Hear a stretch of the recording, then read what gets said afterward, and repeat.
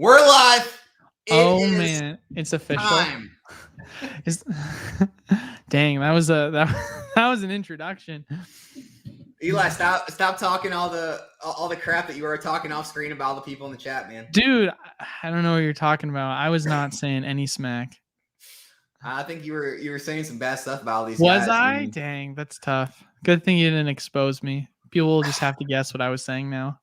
Guys, what do you think? Eli's back for the umpteenth time, but he's here to stay this time. Umpteenth time? That's crazy.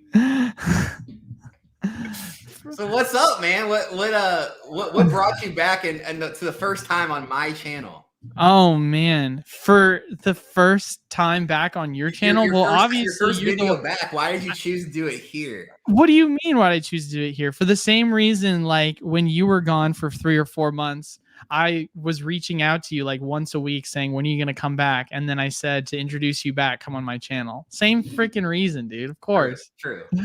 So who else would I rather do it on? This is all for the people. This is all for the people, man. We got to talk about drama. I got to do it on your channel. Where else am I going to talk about trying to stir the pot? No, I don't have drama, right? Yeah, right. Dude, if I'm going to stir the pot, I got to be on Nostalgianomics channel. What are you guys talking about, bro? Apparently, it's not the right route to take. So I wouldn't go that route. I know. I'm kidding. So I like what you've been like. What's been up? What you been doing? What's your time been being spent on? Where you been? Well, a lot of things, both. I mean, public and personal. Well, starting off, for those of you guys that don't know, I got married at the end of September, and so that was a good 2-week hiatus. And then we had a family friend the following week at the first week of October that was getting married as well. So we were gone for that. And then I had a family member pass away over Thanksgiving. And so I was gone for the week there. And then the wholesale program literally tripled in volume over the span of 2 months. So for myself, it was like, with all of my personal family stuff going on, and then you also add on the tripling. I mean, so to put it in perspective, triple, it went from like 1 people to 3 people. Dude, it was crazy, bro. Like I had some family members sign up because they felt bad, and they were like, "God, like we got to give some charity work to this special needs kid." And I was like, "Thank you, guys." Like, so it was. You are gonna get us canceled. I know, I'm kidding. So, let me think. It was in July we did 100,000. Then in August, 150,000, then September, 250,000, then October, 375,000. So in the span of 4 months, we almost did 4 times the volume. And the craziest part about it all is we literally gained, like I opened 0 new spots. Like it was the same amount of spots. And the reason why it just picked up is because there's been so many insane flash sales that have been going on distro because of end of year. I mean, like, we had building battles. This happened in the age of everything sucks, everything's going to zero bearishness. Yeah, well, I mean, here's what I like to tell people is that when it comes to like the pricing and the best time to buy, it's usually during like the end of year going in. I mean, if you listen to my videos before I left, every single week I was like, get ready for Black Friday, get ready for Black Friday. Like I wouldn't shut up about it because it's not specifically like, yo, like Black Friday is the day, but it's going into the holiday season is when people start to offload things, because when it comes to like offsetting your books for the purpose of taxes, a lot of people are like, hey, we made X amount of money. We need some write-offs and freeing up liquidity going into the next year. If we could go offload this product and, do so at a loss, then it allows us to be able to use that for tax purposes as a write-off. I mean, that's what you saw specifically with a lot of the distros. I mean, we saw build and battle stadiums for $24 a piece, which comes out to $2 a pack. We saw like specific commander decks selling for 40% below wholesale. Hold on. Wait, dude, it's what's a commander deck? Yeah, right. I'm sorry. It's a Magic thing. I'll move on. So we saw I'm kidding. Yeah, we saw reprints for Crown Zenith, ETBs, 151 UPCs and ETBs, and we saw sleeve blister reprints for Brilliant Star, Lost Origin, and Silver Tempest. Like the amount of product that just flooded at cheap pricing, I mean, it was ridiculous. And then going into that too, because people are going to ask questions about it, we I have to talk about it later in the program, but we in total from our 3 distributors got 2,500 ETBs allocated to us for Paldean Fates, and we only needed 2,000 as a program. So like we got allocated over by 500,000 boosts or by ETBs. So I'm like, holy crap, we got so much. And I was talking to some of my other buddies that have similar distributors, and they also, it sounds like, got a decent amount. So I was like, man, they're going to print Paldean Fates into the ground for first wave is what it sounds like. I was surprised with how much we got. Like with one of my biggest distributor, I was like, all right, man, like we ordered just 2,000 with them. I hope we get like, at least 1,000, because with 151, we only got 800. So I was like, let's get at least 1,000 this time. 1,700 for just them. And I was like, my God. Have you had any word on 151? Is more coming? Well, I mean, like I said, they just did reprints for ETBs and UPCs. So they did a massive reprint for that most recently. That's why you've been watching the UPC price just absolutely tank. Like you've seen multiple. I mean, the ETB, it's down, but it hasn't tanked. Like it's nowhere near Crown Zenith. ETB got printed way less than the UPC. I mean, it's nowhere near a Crown Zenith scenario. Yeah. No, literally it was like, it was a decent sized print. Like I think from both of so one of our distributors, we got like, I don't know, like 200 ETBs, and the other one we got like 100. But in terms of UPCs, we got like in total like 800. So like we got like 2.5 times, almost 3 times more. So it was crazy how many more UPCs that they printed. So that's kind of like, I mean, so I get, so Paldean Fates might be a wait for a while, but like, what do you think about these, speaking of Black Friday, speaking of the holidays, I mean, I can't remember how many people just kept telling me, look, we're wait for Black Friday, It's like no one was buying. No one bought anything or waiting for Black Friday. Black Friday came and went. It was pretty lackluster. And now everyone's still waiting. They're waiting. The holidays getting closer, Christmas and the New Year. It's like everyone's holding. I still have so many people say they're waiting in my comments, in my Discord. Yeah. My question is, what is everyone waiting for? I mean, you know as well as I do, seeing boxes in the 70s, 80s, these are like the bottoms we'll ever see boxes we ever have. I mean, since I've been back in the hobby for 8 years. What do you think about these people waiting? I don't get the rationale for it, because for myself, at least, like when I think of Black Friday, like I said before, like it's not about the day, it's about like the time around it, right? Because ultimately, like perfect example, Amazon, they have Amazon deals in October that they're running, which is a month before Black Friday. And then you've got Cyber Monday, and then you've got holiday deals that are consistently going on. And, obviously like it's different because we're in a completely different space. Not every place is going to be doing like Pokemon deals in terms of big box. Target usually has their one thing, but you're really paying attention to a lot of like, Forge and Fire, Safari Zone, like places like that, where they're going to be doing deals. And I saw some places that were selling 151 ETBs and Crown Zenith ETBs when they were being reprinted for like $40 a box. Like it was being pinged at in our Discord channel. And so like there were places that were selling it, and like $40 a box for 151 in Crown Zenith, which has been performing really strong. In my mind, like that's a really good deal. Like most wholesale places are going to charge you $35. So you're paying $5 above wholesale. So like you don't need to get greedy. A lot of people have been actually like sharing these links with me, and they're all to my local card shop, which is where I buy a lot of product from and always have. But shout out to the collector store. They have Crown Zenith right now, $34.99 an ETB. I just picked up was it Paradox Rift from them. If you buy by the case, it's $79.99 a box. Where is this? This is my local card shop, 5 minutes up the street. Wow, that's an insane deal. And what's great about them, for me, I'm tax exempt there, so that helps. But yeah, I mean, so like we're seeing legit card. This isn't like TikTok deals. This isn't like some random seller you never heard of. Like legitimate card shops. They've been in business since 2001.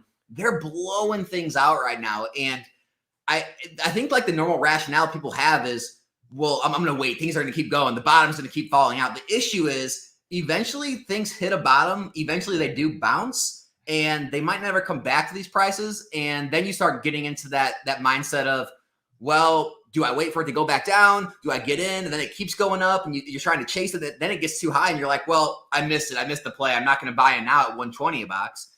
And so, I mean, what do you think? I mean, do you think anyone that's wanting to invest has been waiting? You think now's the time? Do you think we should still wait? I mean, the question is like, what are you waiting for? Like I'll answer that. I think a lot of people worry about dead money. Like, well, how long am I going to have to sit on this before it starts moving? Like, they're like, well, I can wait another 6 months, a year, pick it up relatively around the same price, and then it'll move faster. And my response is always, well, hey, if you're worried about quick money, you need to go buy singles. You need to go grade cards. You need to flip. Investing might not be for you. But for anyone wanting to invest, I don't know. I don't know what they're waiting for. What you tell me? Well, that's the thing. Like, like I said, it's literally a question of like, literally, what are you waiting for? Because in my mind, I'm like, okay, so are you waiting for maybe a better set in your mind that you want to hold on to long term? Because you're like, oh, I hate Scarlet Violet base. I hate Paldea Evolved. I hate, Obsidian Flames. Like, is it a better set?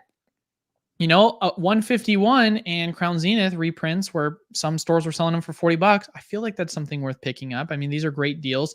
Also, UPCs, when we had the, pricing of that down to 70-ish, 65-ish dollars for the Charizards, and now they're up at 110, 120 on TCG Player. Like, you had plenty of opportunity to pick up on those, and now you're seeing the same thing happen with the Mew one, and people are getting hesitant with some places selling them for $75, $80. And we were talking about this, before the stream, how you have all these TikTok deals going on. And so it's like, there's so many opportunities for you to go buy these things at like stupid cheap pricing. Like, and we're talking ultra modern here, right? Like, we're not talking about like WotC era stuff. Like, we're talking about the new stuff. If it's a matter of like, oh, I don't like the new stuff, I'm waiting for the next thing because I think Paldea Evolve is going to be mid, or I think 151's lame. It's like, okay, well, you can believe that, but ultimately at the end of the day, like, are you here to pick up stuff as a long-term investment for the purpose of like a return? Or are you here to pick up from like I just want to pick up and own items that I like? Like, I don't know, because you can disagree with 151 as thinking it's that good of a set, but the rest of the market and how it's performed will disagree with you, because it's been performing extremely well for like what it is as a set. Because everyone's like, oh, it's lame, it doesn't have as many SIRs as I would like. But for a lot of people, they're like, oh, this is a pretty sweet set. Like, I think the SIRs it has are cool. I like the throwback, call back to the 151 original Pokemon. So, it's up for interpretation. It's just like human nature. It's like when things are new, when things are cheap, no one wants them. Then when they start to rise, that's when people start to want them, when they have to pay more. Yeah, exactly. But the issue is like, the other mindset is like, just like we saw with Chilling Reign Fusion Strike, everyone knew you could buy them at $80. A lot of people didn't. Then they rose to like 100, 110, and everyone thought, oh, well, I missed out. I'll wait for another deal, another coupon, another sale, another store blowing them out. No more stores came and blew them out. And then they went 130, 140, 150s. And now people are saying, well, it's too late. Like, I missed it. Like, it's still not too late in my opinion, but that's kind of like the progression it goes through. And I just see that same thing is going to happen with, Scarlet Violet, like Paldea, with Paradox Rift. Like, you can pick these up in the 70s and 80s right now, anywhere you want. And people just don't. And they'll wait. And then, they'll say they're going to buy it. It'll start to rise in price. They'll wait for more deals, coupons. Eventually, guys, TikTok will dry up. I don't know when it's going to be. I don't know how much money they have, but eventually those coupons dry up. It's a matter of time. Yeah. I mean, there's no denying, like we discussed off stream, they're just basically trying to pull like a Staples. Like, they're just trying to undercut their competitors. And then eventually when they've all run out of business, like, they're just going to raise pricing. It's like pretty inherent. They're just trying to run out the competition. So, which, for those people that want to take advantage of it, go for it. The only issue I have with the TikTok, and I already recorded a video, so it'll be out tomorrow. So anyone watching this then watches that, some of this will be repetitive. But with the TikTok, it's a little, I understand the people who want to get like 5, 6, 10 accounts and they want to continue to order like a bunch of different orders. But the reason I don't use it a lot is they limit it to like a couple boxes, because you only get the 20, 30% off for like up to a certain amount. And so you can only get a few boxes to really get the deal on, and you have to like open another account. So what you're going to have is all these loose boxes being sent to you. And you know how it goes. Not everyone packages them right. you're gonna get boxes a lot of the times with dents or dings or rips in the plastic, and it's not a huge deal. But later on, when that box is $400, $500, $600+, then it's a big deal, because then those collectors want that mint box, and you can go look at Sun and Moon, XY, other boxes, and any box that isn't mint, it always goes under the market value of the mint boxes. So it's something to think about. Like, you know, if you can get a actual card shop or actual seller, or you or someone that you can get a sealed case, they're going to ship it double boxed, whatever. It's you're going to pay 75 instead of like 68 or whatever on TikTok. Sometimes it can still make sense to pay a little more to get that mint crispy product. Yeah. It's always so interesting though, because like there is that to a certain extent, but I feel like people get way too anal with the cases. Like I've got people that are like, can you double box my product? I'm like, oh, are you afraid of it getting damaged? I'm like, no, I just don't want the label on the box. I'm like, what? Like, why? Why does that matter? Or like, oh, I will say that I did buy one before, and they put the label over the actual like that's product annoying label. Though. That's annoying though. That's annoying. Yeah, that is super. But like if you're just like saying like if I slap it, I'm usually slapping it on the side of the box where it's not over the stop tape. It's not on the front of the box. But like there's that, and then there's like, oh man, I have to have it like sealed case fresh because it has to have the stop tape on it to know it's legit. And I'm like, bro, how many times are people gonna like fall for the stop tape thing as if I can't go buy it off of Amazon for like $10 for a roll and like fake it? Like it's not, it doesn't mean it's like legit if it has stop tape. It can easily be faked, which, you know, do you remember that Rudy video on the stop tape? Oh yeah. No, I've seen his video. That was so funny. Like you got toppings falling out of your taco? Stop tape. Yeah, right, dude. Stop tape's great, man. It's really easy to buy, and you know, that's just, yeah, it's just silly. Like the only reason why I feel confident in my product is just because I'm getting it from distributors. So I'm like, I know it's legit, right? But if I were to buy it from outside of like a reputable source, stop tape means nothing to me. Like, are you kidding me? Well, let's address the elephant in the room. No, this isn't a big deal. But you brought up Magic. You brought up Commander, right? Oh man, that's the elephant in the room. Like, jeez, dude. You're getting into what? Yu-Gi-Oh! With that? I mean, are you into One Piece? Are you into MetaZoo? Like, what all card games are you into and selling and operating in now? So recently, I've started to stop taking showers, and it's really started to make me want to get into Magic more. I don't know what it is. It's something about it. I'm just kidding.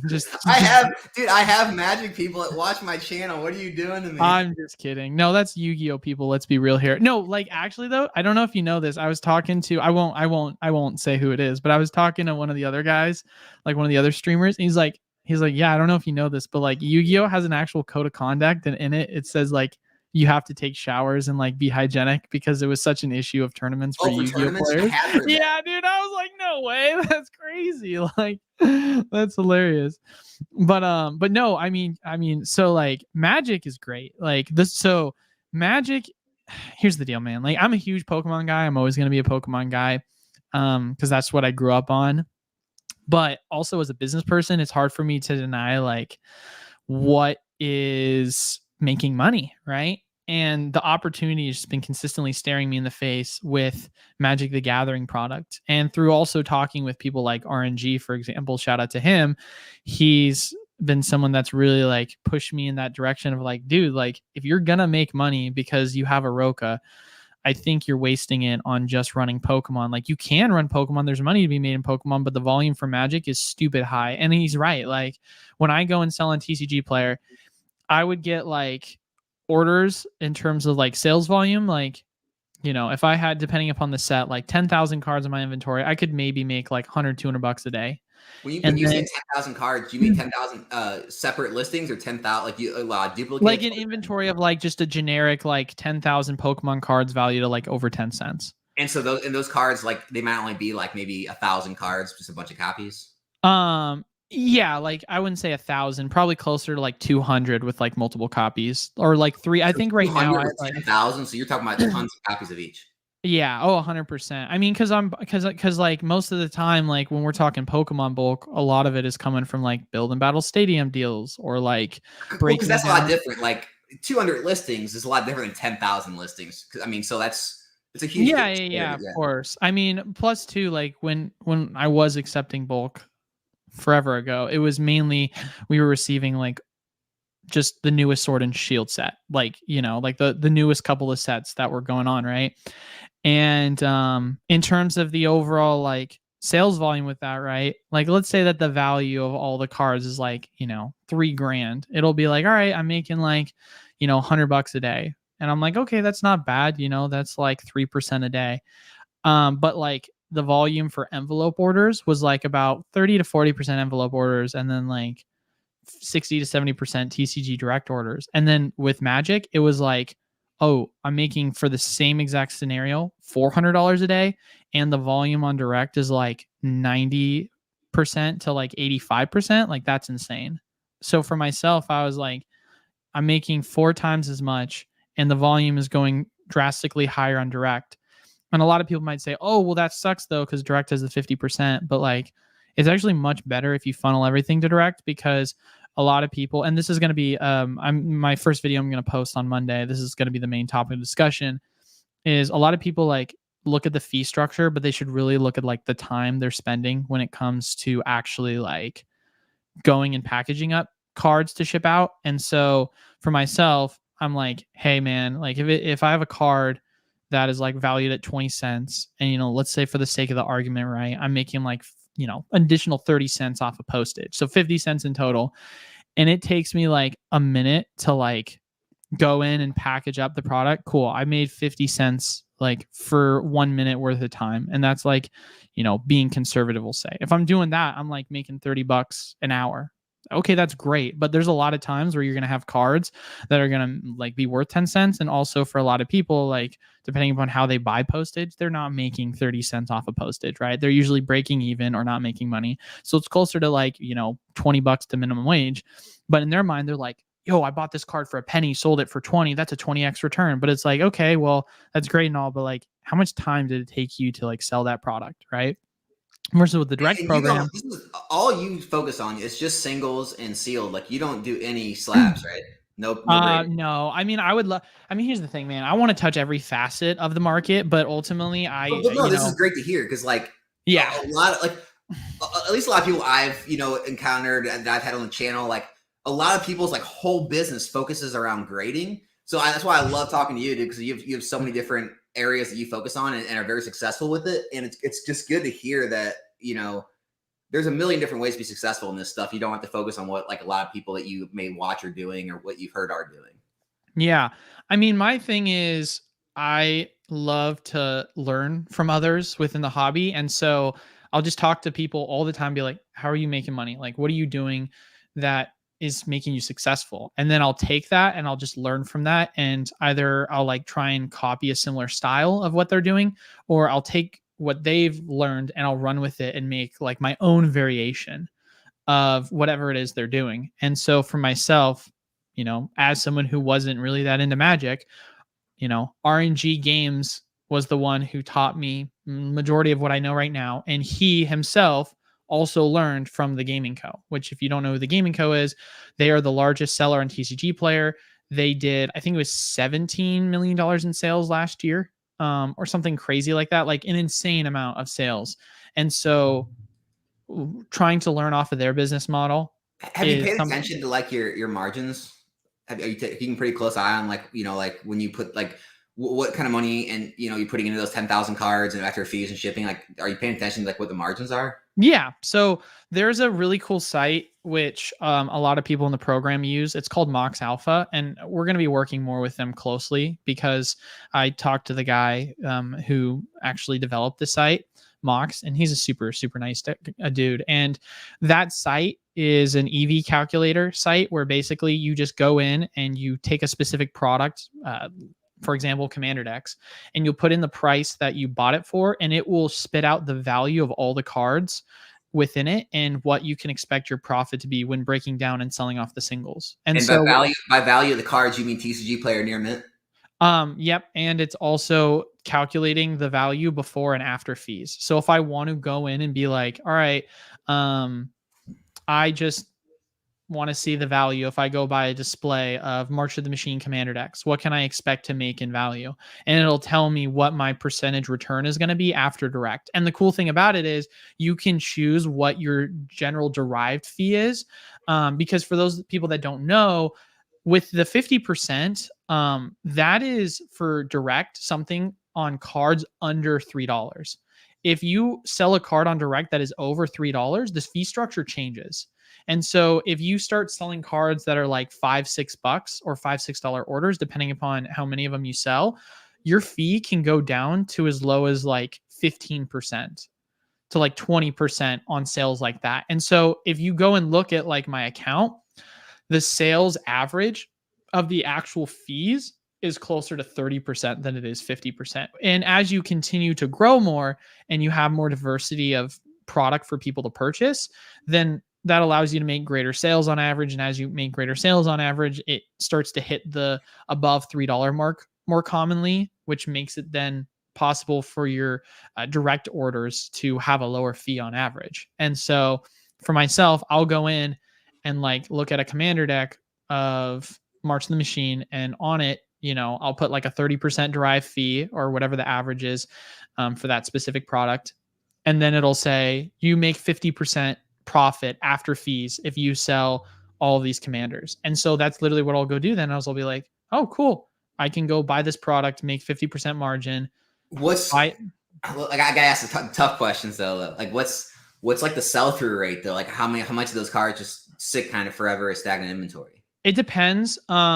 So shout out to Alfred on this one. So Alfred's one of our mods and he's a software engineer. And what he's actually done is he's created, and he shares it all the time. We actually have a private channel within the wholesale group where he. Well, this is like Inception. This is like a channel within a channel. Yeah. Well, is it like a paywall within a paywall? Yeah. No. Well, it's if you're in the wholesale program, then you have access to this. But what he does is we have a Magic the Gathering channel, and what he does is he's created his own algorithm that allows you to go in and see the percentage of cards at a certain value that are in the direct program. And we can take that and be able to anticipate volume because direct has an extremely high volume compared to selling singles via envelopes, because they're being pushed drastically more when it comes to their checkout cart algorithm. And so for us, we can go in and say, hey, this specific product, right? Like, going back to March of the Machine, right? It's got a 50% margin. Okay, this is fantastic. What's the sell-through rate of these cards? All right, 70% of the cards are on direct and the other 30% are envelopes. Okay, that's a little bit lower. The volume, the margins are there, but how much longer am I going to have to sell it? Versus we go take a look at like another set, like Lord of the Rings, for example. Oh, wow, Lord of the Rings, 90 to 95% on direct. And the sell-through volume of this is going to be much higher. And the margin is roughly around the same, which is actually not. Lord of the Rings is at 90% margins right now. But, back in the day when it was first released, it was around 50 to 60. So comparably speaking, you can make these decisions for yourself from a margin perspective and a volume perspective on which items you want to pick up because, how much do you value your time? Right. So what percentage are you selling yourself and through TCG Direct now? What do you mean myself? What do you mean by that, I guess? Like you're fulfilling the orders. Oh, envelope orders? Oh, oh my God, like maybe 10%. So the reason everything gets sent to direct now for you. So what we've done, and this is a strategy that I learned, once again, shout out to RNG Games, is that if you are shipping through direct, you're not charging shipping. That is something that is being done via TCG Player. You're only charging shipping on envelope orders. And so what you want to do is focus on having less envelope orders because they take up more time. And you want to focus on having orders that are going to funnel into direct because you're able to just push out so much more volume. And so what you'll end up doing is you'll up the price of shipping to a certain point, and people will, if they do purchase from you, most of the time it's in larger orders because it'll make sense to pay. Like, isn't direct always at like $50? It depends. Sometimes it's like $25, sometimes it's $50, but something like that, right? But for myself, we have $2 shipping that we charge flat. Doesn't matter because you can set it to where all orders over $5 are free shipping, or you can set a flat rate of how much you charge for shipping.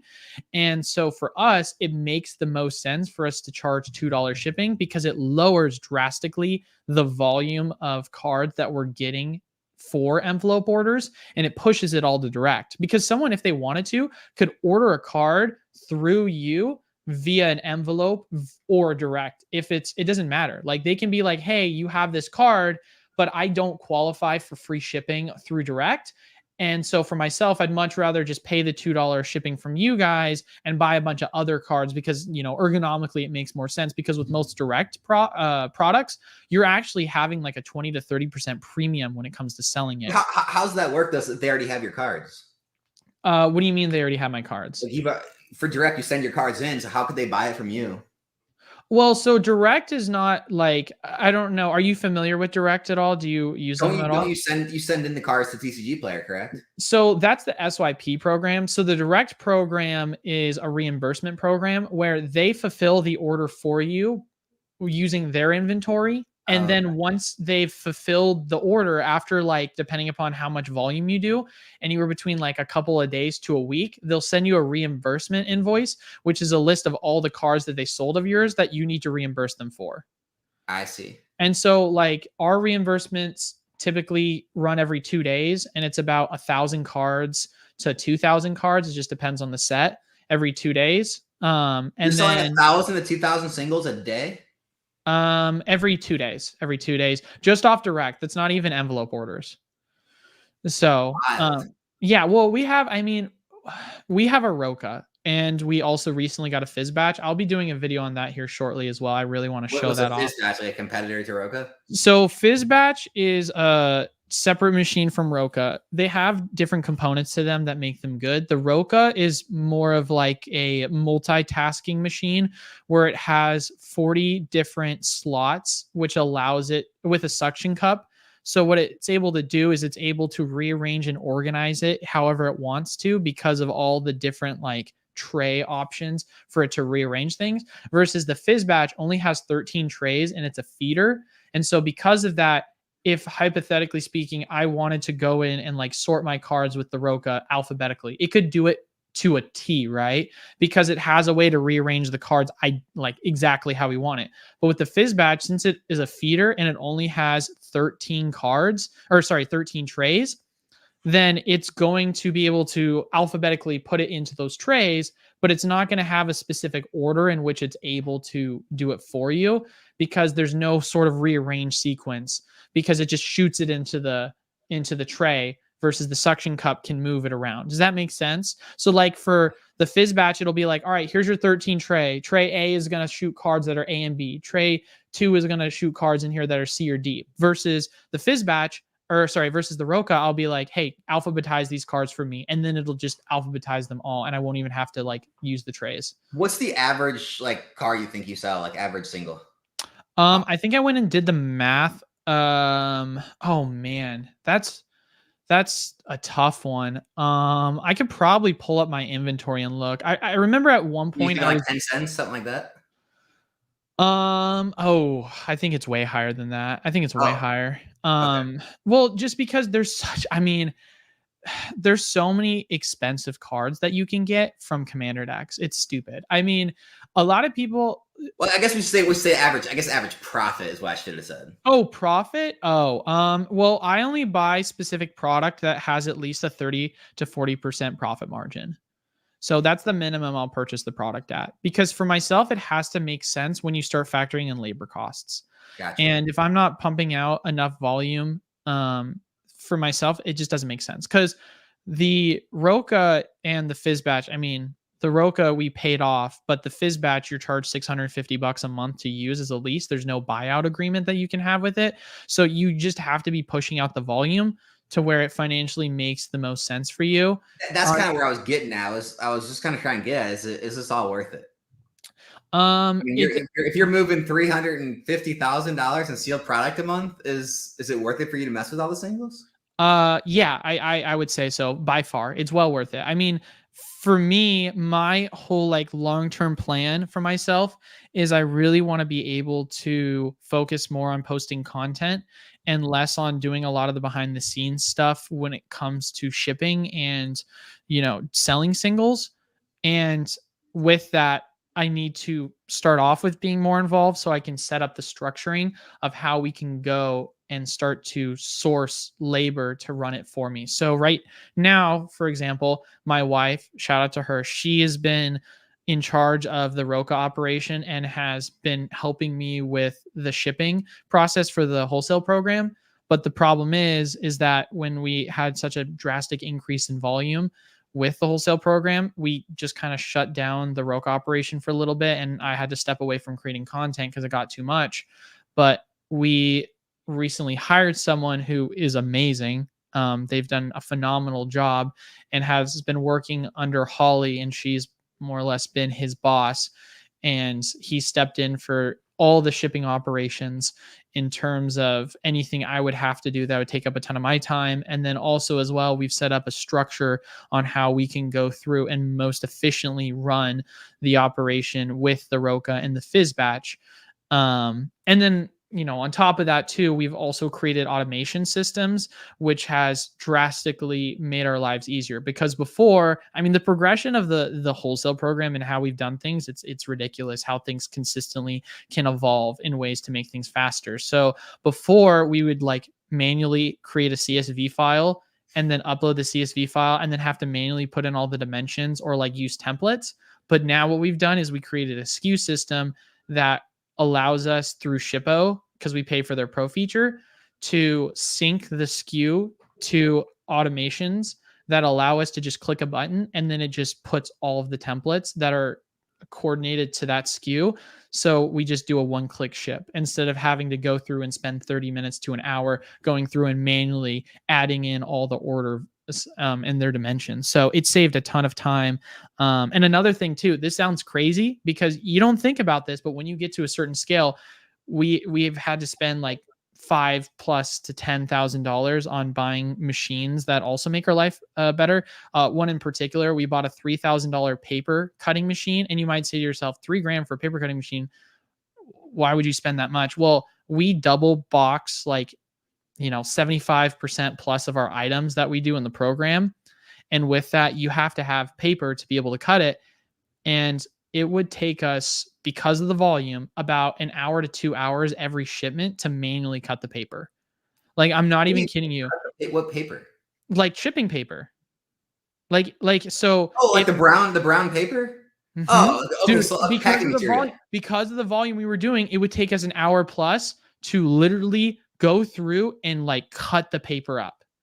It was insane how long it was taking us. And the worst part is if you didn't wear gloves, you got blisters and your hands started to bleed because of how much you were doing it. And so it was brutal. It was hard. So we bought the machine and we now on average ship out things an hour to 2 hours faster, which is insane. For us, that's massive. That frees up so much time for us to work on other things. And so just finding ways to consistently evolve as a business and be able to be more efficient is, it's extremely important. So are you kind of at the point now where it's just do you hold anything anymore, or is everything just in and out? I do hold a decent amount of product, but for myself, as we start to get better and better with efficiency for the operation that is, the Roka and Fizz batch, I start to want to push more money into that because of the margins that we can get consistently. Because if you look at consistent 40 to 50% margins on product minimum, right? Let's take labor cost out of it, right? Closer to 20, 25%. For myself, okay, what would I much rather do? Go sit on some sealed product that, hopefully at the end of the year, as long as there's no reprint for it, or if it's out of rotation, it goes up by, 25, 50, 100%, or go make consistent, 10, 15, percent margin month over month. I 100% agree with you there. It's kind of the same thing I talk with Dan or other people who are full-time with is I understand it makes 100% sense. I see that now too, but at some point, right? You're going to put that money somewhere. Eventually you're going to invest somewhere, and it's going to be either, an S&P fund, it's going to be a mutual fund, it's going to be sealed product. Eventually you're going to have enough money for operating costs, and you're going to have to invest money somewhere, right? For me, that's just the next venture, the next project, more employees, more bigger, better, everything. That's just kind of it. You're just going to keep investing in the growth of the business. Always. Always. Yeah. I mean, we're going to get, so stages so of business. eventually that'll either you'll just get self-sustainable or you'll just kind of take an income from it eventually one day or get big enough to where you can have an exit and sell it type thing. My thing is I want to only be doing content and touch nothing else other than just checking in with my wife and what's going on in the operation or whoever ends up taking over in terms of general management for the company.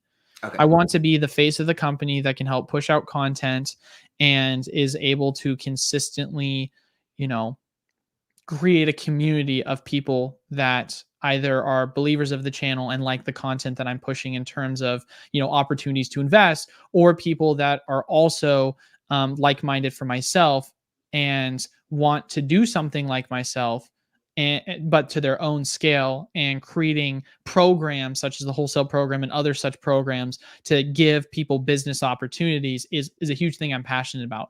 Being able to be like, hey, so your dream is you want to do XYZ in the facet of selling Pokemon, right? Because there's so many different ways to do it. We have a way in which we can help assist you with that. And that's something that I get really, really excited about.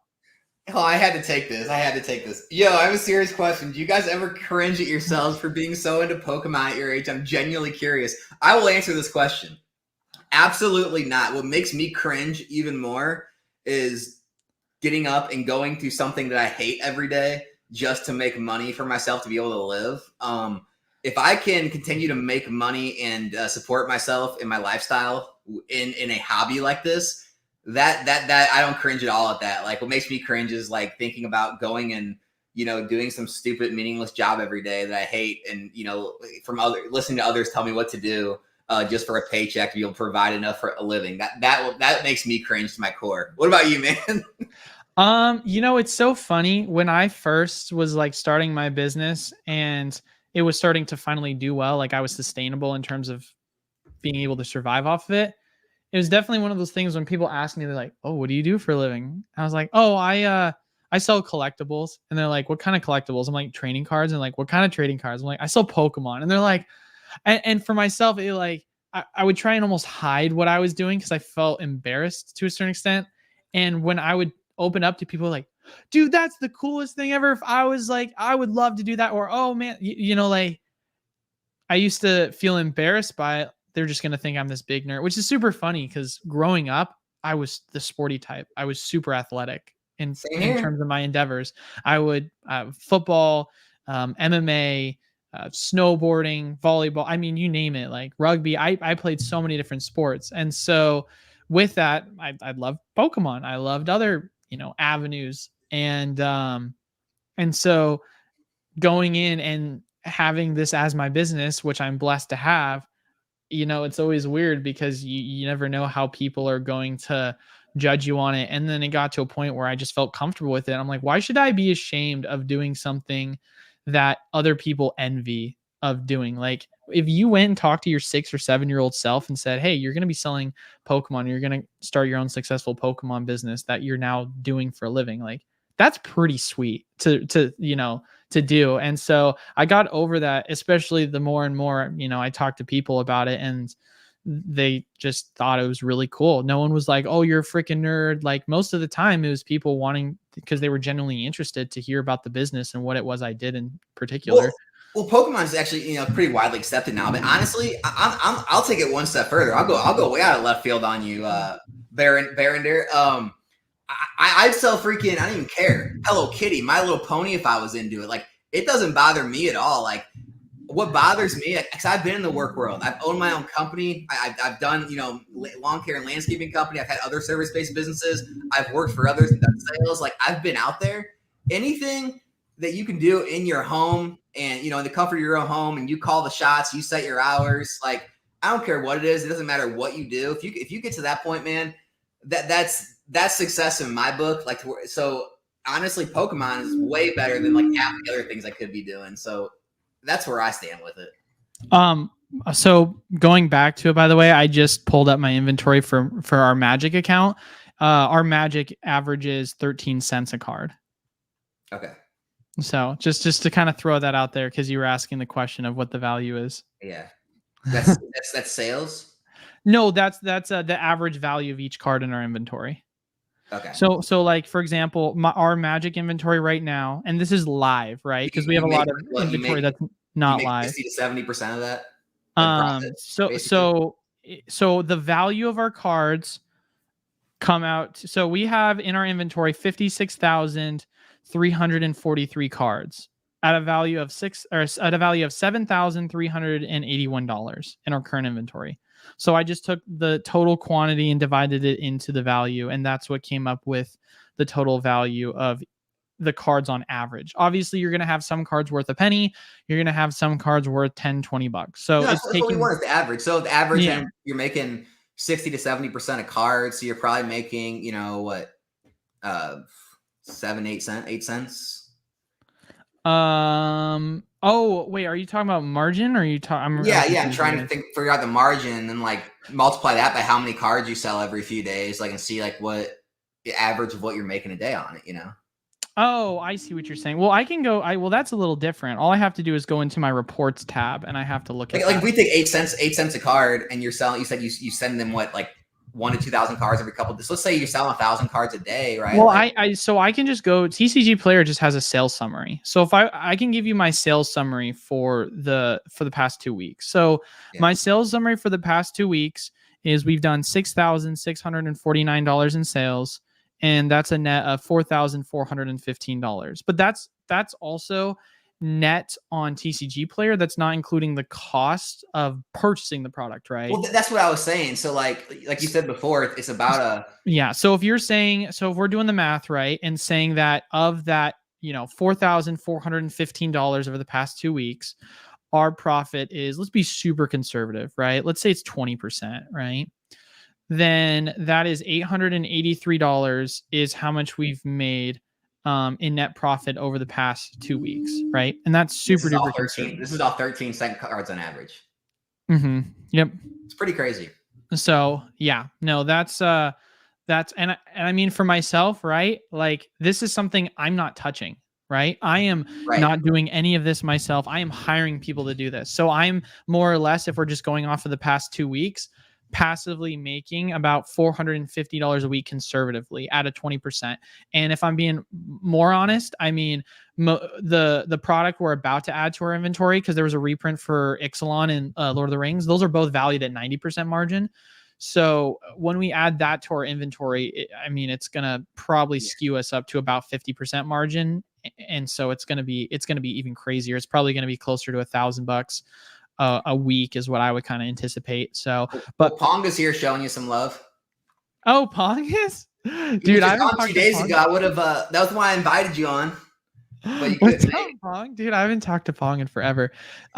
So a little backstory about Pong. He was one of the mods that was kind of like the homie back when I first started PokeMartUSA. Because when I first started my business, I was like, all right, how am I going to start my business?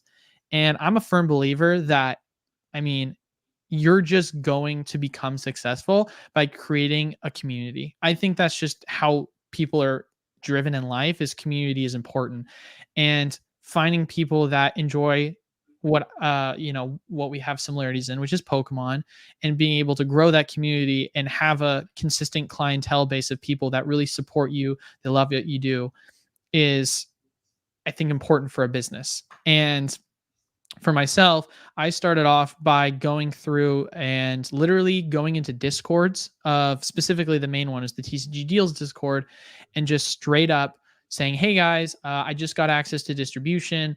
Here's my website. What are you guys interested in? And they're like, oh, I really want this product. And I was like, okay, cool. What kind of product, price is realistic to you? Oh, can you do this price? And they're like, yeah, I can do that price. Or can you work with this? And they're like, yeah. So I would straight up go into the Discord and I would negotiate pricing with people. And, I started to get friendly with a lot of people in the community, and a lot of the mods and like OGs in the program are people that were starting off a fan of my business and me just helping give good deals by negotiating with people starting off. And then eventually through that, I started to like do giveaways and create a YouTube channel, and they became some of my first followers. And so, people like Ponga have been since literally the beginning. They've been around forever. And so I'm extremely grateful to them for one, supporting the business, and two, also supporting the channel and helping it grow to what it is I today. mean, he said the exact opposite about you on Tuesday, but you know. Oh, what? Wait, hold on. What happened? I'm just kidding, man. That's so funny. That's so funny. What's your PokeBaba asks, what's your guys' take on Pokemon booster box or vintage boxes? When do you think prices will see new movements? Vintage boxes are getting ripped all the time. The amount of boxes out there is getting really low. So yeah, there's possibility there. The issue I have with vintage is, look, the best of the best out there cannot always tell if it's fake or not. So that just really worries me. Like, you could possibly be holding something that might not be real, that you might end up holding and paying tens of thousands of dollars for. It might appreciate thousands of dollars, then you sell it and it ends up not being real. Just the issue of like trying to sell in the future and getting scammed or getting someone worried about the legitimacy of it. Like, it's really rough when you start getting into those thousands and tens of thousands of dollars boxes that are sealed. There's no company that can authenticate them.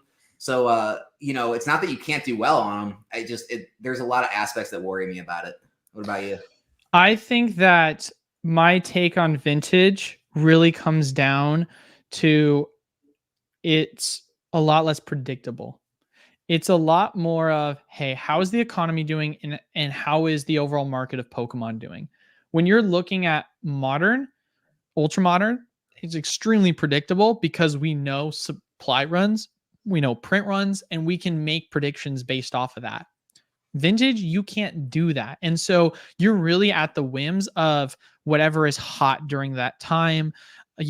Perfect example is Sun and Moon era product randomly just decided to pop off. And some people might say, oh, it wasn't random because, alternate arts were starting to be popular in, the Sword and Shield era. And then it kind of brought some inspiration to that, which, to be fair, you can make an argument for that. Or you can also look at Level X's and their rise to fame when you had Diamond and Pearl remakes, right? So there's so many different like things you could theorize, but ultimately they're still all theories. I can hard facetly say, hey, the price of Evolving Skies dropped because there's a small reprint, or hey, the price of Lost Origin Silver Tempest boosters boxes, they tanked because there was a massive reprint. I can go in and I can, solidly predict that versus WotC era product, vintage era product. It's obviously deflationary. So in theory, over the long run, it will go up in value.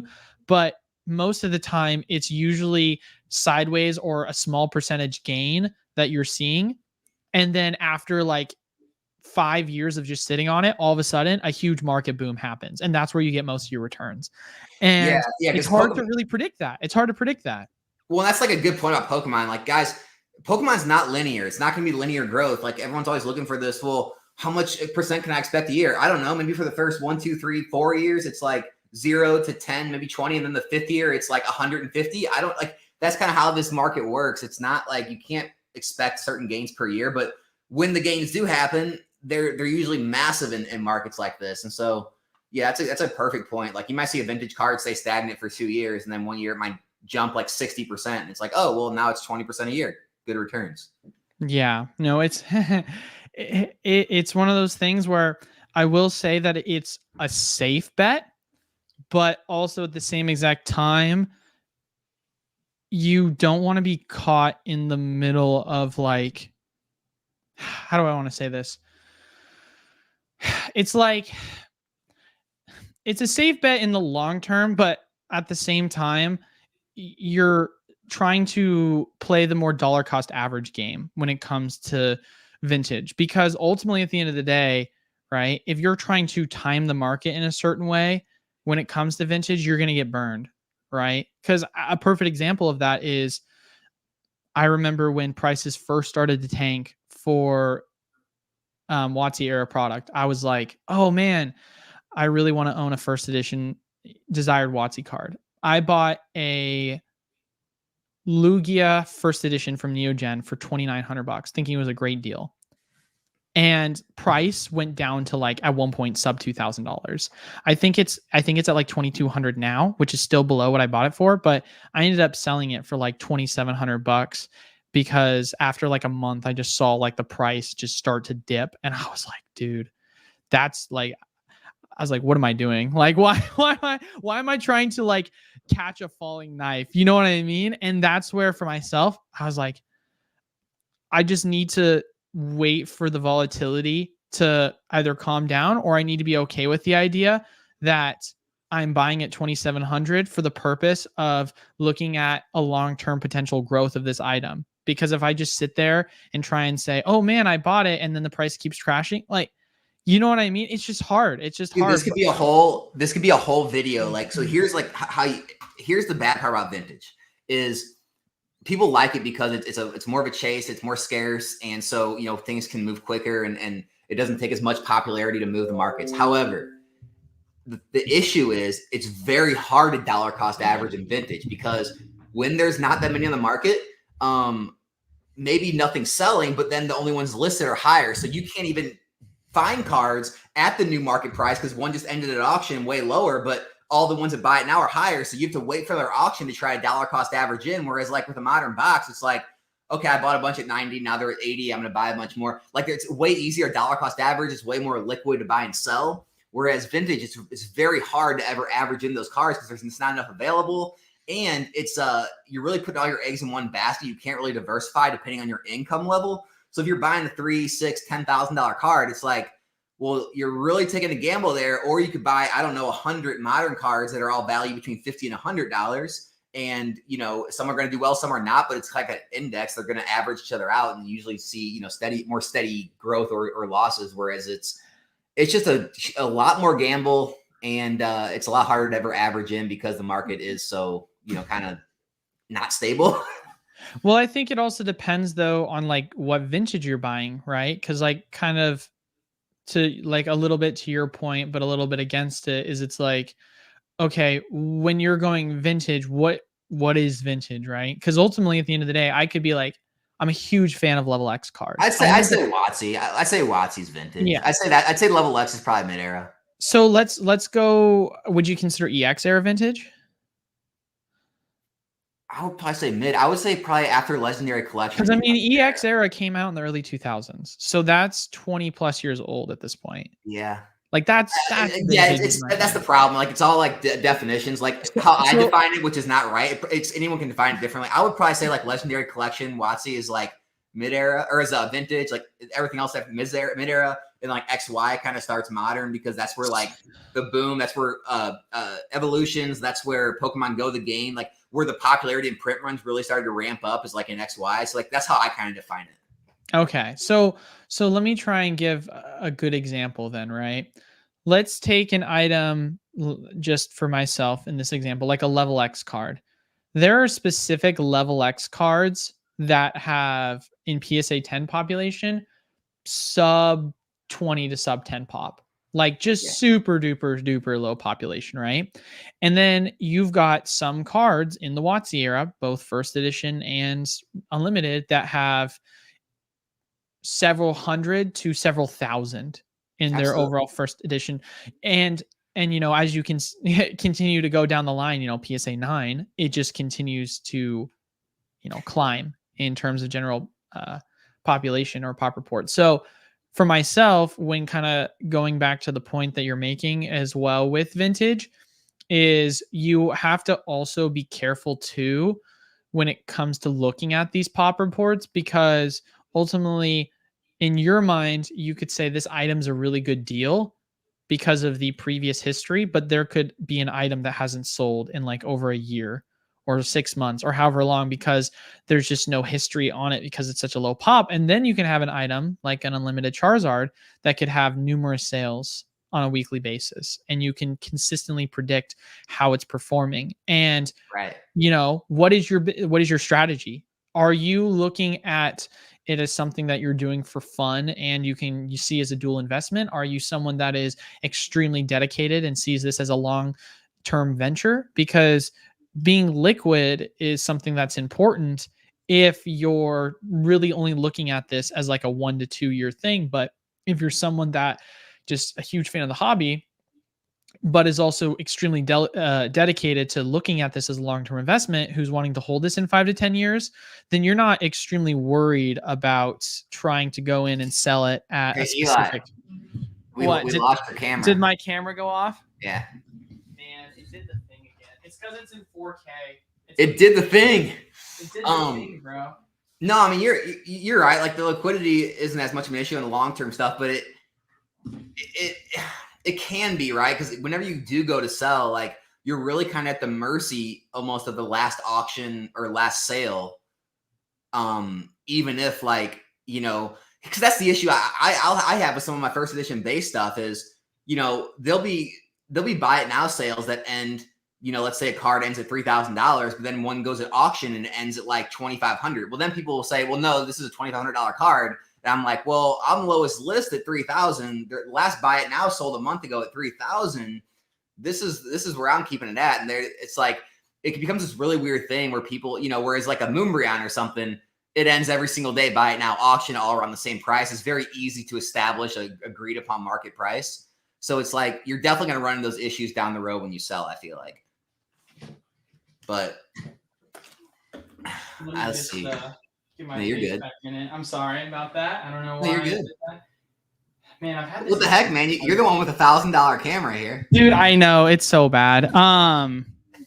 Yeah, no, it really, yeah, it just depends. There's so much nuance to vintage.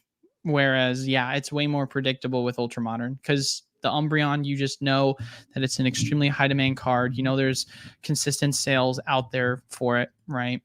So, yeah, I mean, that's just kind of all it is. I know the camera's shutting off. My bad, guys. So should we give a shameless plug for the program? Talk about it a little bit. Oh man, talk about my program. Heck yeah, baby. Why not? Talk about how some of the people like in there are doing. Like, cause I know you know a lot of people are seeing success and they're, you know, like everyone obviously knows. I mean, if you don't, Eli runs a program where you know, on his Patreon, or it's not through Patreon anymore, it's through your own website. Yeah, which I need to start posting. Well, so I have a new video coming out on Monday. And then when that comes out, I'll start. I can give you the link, and you can actually just post this at the end when we're done here. But yeah, so it's far superior to like anyone who's familiar with like Rudy Alpha Investments or like any of those kind of programs. Oh my god, it's Rudy from Alpha Investments program is kind of a joke compared to ours. Actually, Alfred, you're watching. Can you send me the link to the program, and then I can just drop the link. But yeah, so Eli, he actually gives you his pricing. It's not jacked up. It's not like lower than market price. It's his actual distributor level pricing you can get access to in the program. And it's not just booster boxes. A lot of people will be like, well, hey, you know, I can find booster boxes cheaper on TikTok or, you know, right here, right now. It's everything, right? It's every product. It's not just Pokemon. Like it's ETBs, it's blisters, it's 3-pack blisters. It's any type of product you can think of. It's Magic the Gathering, it's Yu-Gi-Oh! It's, you know, you have access to all these different games. And like he was talking about, you can go through and find, you know, different things at different times, whether it be flash sales or whatever, to where there's margins to be made where you can take advantage of it on the open market. So just take the floor, kind of give us a little bit about it, how people are doing, you know, what are the benefits? So the main thing about the program is here, 1 second. I'm going to give you the link. And if you want to just drop it in the chat or however you want to go about doing it. But so the main thing about the program, and I always want to preface by saying this because it's extremely important that people know this. The program is for people that want to make money either as a side hustle or eventually growing it into something that you could see yourself doing. Because at the end of the day, you're paying right now. It's we have the price at $95 a month to join. And you might say to yourself, wow, that's super steep. But we have people in the program that started with a couple of grand and within 6 to 7 months, like worked their way up to like 20. And now they're sorting cards for Eli. Yeah, right. No. So, I mean, we've got people, I've had multiple different people that have messaged me saying like, hey man, I started off with like $500 and within the past 2 months, I'm at like $5,000. I've had one person in particular say, just want to let you know, I have been in the program for the past 7 months. I have done $70,000 in sales over the past 6 months. 30 grand of that is profit. And I'm doing this right now part-time while I'm in college as a student. Like I've had. How are people that's not your brother doing though? What'd you say? I'm just joking. Well, I missed that. Sorry, I was like, I missed it. But it's one of those things where it's like you have to be ultimately committed to purchasing at least like, $500 worth of product a month by far. Because if you're saying to yourself, hey, I want to go make a side hustle doing this. If you go take $500, and depending upon the route you take, right, whether it be through selling singles by breaking down magic product, whether it be getting in on the flash deals when it comes to some daily specials that are being hosted on certain distributors, it's something that really gives you an opportunity to choose how you want to make money. And then from there, you can have consistent returns because of product ever flowing in to you at wholesale pricing. I mean, perfect examples at that, I would say, really comes down to the fact of the matter that with Commander decks right now, we have a lot of people that are buying them and we're getting anywhere between 40 to 90% margin. We had reprints for, Silver Tempest Lost Origin, Brilliant Star Sleeved blisters, which 360 is what you were buying them for Lost Origin, and that's my cost. I'm selling it to you guys at cost, and they were being resold on eBay for as much as $600. If you go in and buy that one product and go resell it on eBay, you just paid for the monthly membership, and everything after that is just free tendies. And what seems suspect? Like this guy's saying, do you want to let me know in the chat? Like, what is suspect about this? Like, he's buying from his distributor, and as a store, he's selling to his customers at whatever price he deems is what he wants. Like, this is nothing more than a regular business model. It's just you're paying a fee to have access to him selling the products to you cheaper. There's nothing suspect going on. Yeah, I mean, the thing is hold on, wait. Do you need a license? Yeah, you do. It's called a business license. Well, so you actually, in terms of the business right now, if you're obviously generating a certain amount of income, you yourself have to register within your state and fall within your guidelines once you start selling a certain amount. We're not in charge of how you report your taxes, right? That's something you do on your end. In terms of like the requirements for like, let's say a sales tax license, at this point, we're not requiring it, but I'm going to be honest with you, I wouldn't be surprised if in the next year we start to, because each state has certain nexus thresholds that allow you to only have to like collect taxes at a certain point. And for myself, I thankfully am not there yet, but with the continuous growth of the program, it's really tough because, I mean, we as a program started off to start off the year, because the program is only now about a year old. We started in January doing about 10 grand a month for the first like 2 months. And then we're, now as high as 375,000. I mean, last month was a slower month for us, and we did $225,000 in sales. And so we cleared as a program. I mean, we're still not at the end of the year yet, but we've cleared so far as a program $2.2 million in overall spend. So for us, it's like, once you start talking nexus thresholds in certain states where you're like, we're going to start hitting those soon. So, but right now, we haven't started requiring that yet, but we definitely will sooner than later. Yes, that kind of sucks. So eventually you are going to hit those thresholds and might have to start charging taxes, huh? Yeah. So to answer like Spud's question is right, but if you sell a box for like 95, do we pay you 95 or 95 plus tax? As it stands right now, just 95. Because like I said, we are currently within the guidelines of below the tax threshold. Because so now, hold on though, but then we could, I mean, just like any other story, I guess we could eventually sign up for tax exempt then through you. Yeah. Oh, yeah. So what the nexus threshold literally just means is, as long as you're doing sub this threshold in sales within that state, you are not legally required to collect sales tax. And then once you hit over that threshold, then unless someone has a tax exempt license, you don't have to, then you're required to either have a tax exempt license or pay taxes, which for most people, it's extremely easy to be able to like go in and get your sales exempt tax license. I mean, I just renewed mine literally like 2 weeks ago, and it took me a minute to log into my portal, click renew, and then they just sent it to the mail yesterday. So the main thing that you want to consider when it comes to like if we're talking about, oh, is there like any hidden fees associated with it? It's you're paying the flat price, and then you're going to have to pay any sort of like distro fees that are associated with it. And that's just going to be passed on from my distro to you guys. And then whatever the cost is for us to ship it from me to you guys, which we get corporate discounts from UPS.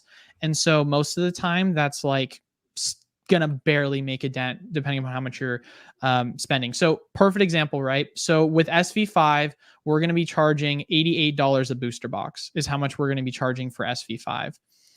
So with that, you're going to be paying, depending upon, how much you're ordering, obviously, like a 2% fee on top of that, which I don't know how much that adds on to it. And then for shipping, it usually adds on, depending upon how many cases you order, about anywhere between 50 cents to $1 per box. So it ultimately ends up being, after shipping and fees, closer to like 90-ish to like $91. But I mean, standard wholesale rate is $95.50. And that's not including any sort of additional distro fees. So, but that, also, I just think people like, I don't know. I think they miss it sometimes. It's everyone's always looking at like, well, I could get it cheaper here or there. It's like, well, that one that's just booster boxes, like that's not counting ETBs, which you can talk about how cheap 151 ETBs or UPCs and stuff like that were. But like, there's so many different ways to go about it. Like, well, what if you want to like open packs on stream? Like you can charge people, what their boxes cost. You're getting them cheaper. You can actually make a little there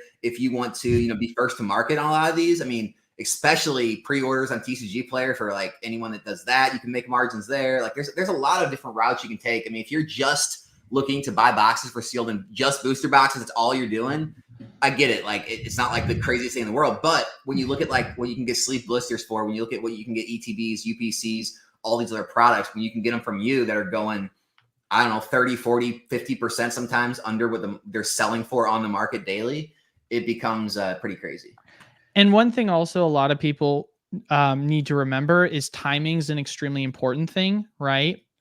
And so when it comes to the specific prices of products, you might say to yourself like, oh, yeah, I can get this specific item at this price, right? But a month ago, before there was a reprint for that product, you weren't. And when that reprint happened, all my customers were able to put in pre-orders for the product and pre-sell to their customers, knowing preemptively that prices were going to correct because there was more supply coming in. So they were able to sell. Do you want to reveal what like the prices were? You want to keep that prices for what specific item? How about like 151? I'll do you one even better. I can reveal pricing for here. Let me see if I can pull up my sheet. Like a 151 ETB and UPC, what were those going for in the program? They were going for $65 a UPC is how much they were going for. Give me 2 seconds. And at that time they were selling for 100 plus. Well, it depends too, because we've had multiple different prints. We had one time we were selling it for 65, I think it was, or 68, and then one other time was for 70. So let me see if I can pull it up and show on my end. By the way, give me 1 second. I'm gonna go ahead and respond. Apparently, I really pissed this guy off. Oh, really? You're being such a dick. I'm asking genuine questions. You just give sarcastic remarks. PokeMartUSA, though, is giving good and genuine answers. That's what I'm here for, baby. Bro, your body language, you scoff and be rude. Dude, I didn't know you were like that hurt by sorry. Like I didn't know your questions were that like serious and that I thought you were trolling a little bit. Okay. So I'm not trying to be an asshole here. I didn't know it was like that. So sorry if I pissed you off, man. Okay, so I'm gonna share my screen. We're gonna show the entirety of this screen. So is my screen being shared? Yep, there we go. Okay, yeah. Cool. So here is some examples because pricing will obviously change drastically depending upon when it's really small. Oh, is it really? Here, let me see if I can zoom in a little bit more. I apologize. Okay, so pricing on the specific item will constantly change based off of when, obviously, is it pre-sale? Is it past wave, right?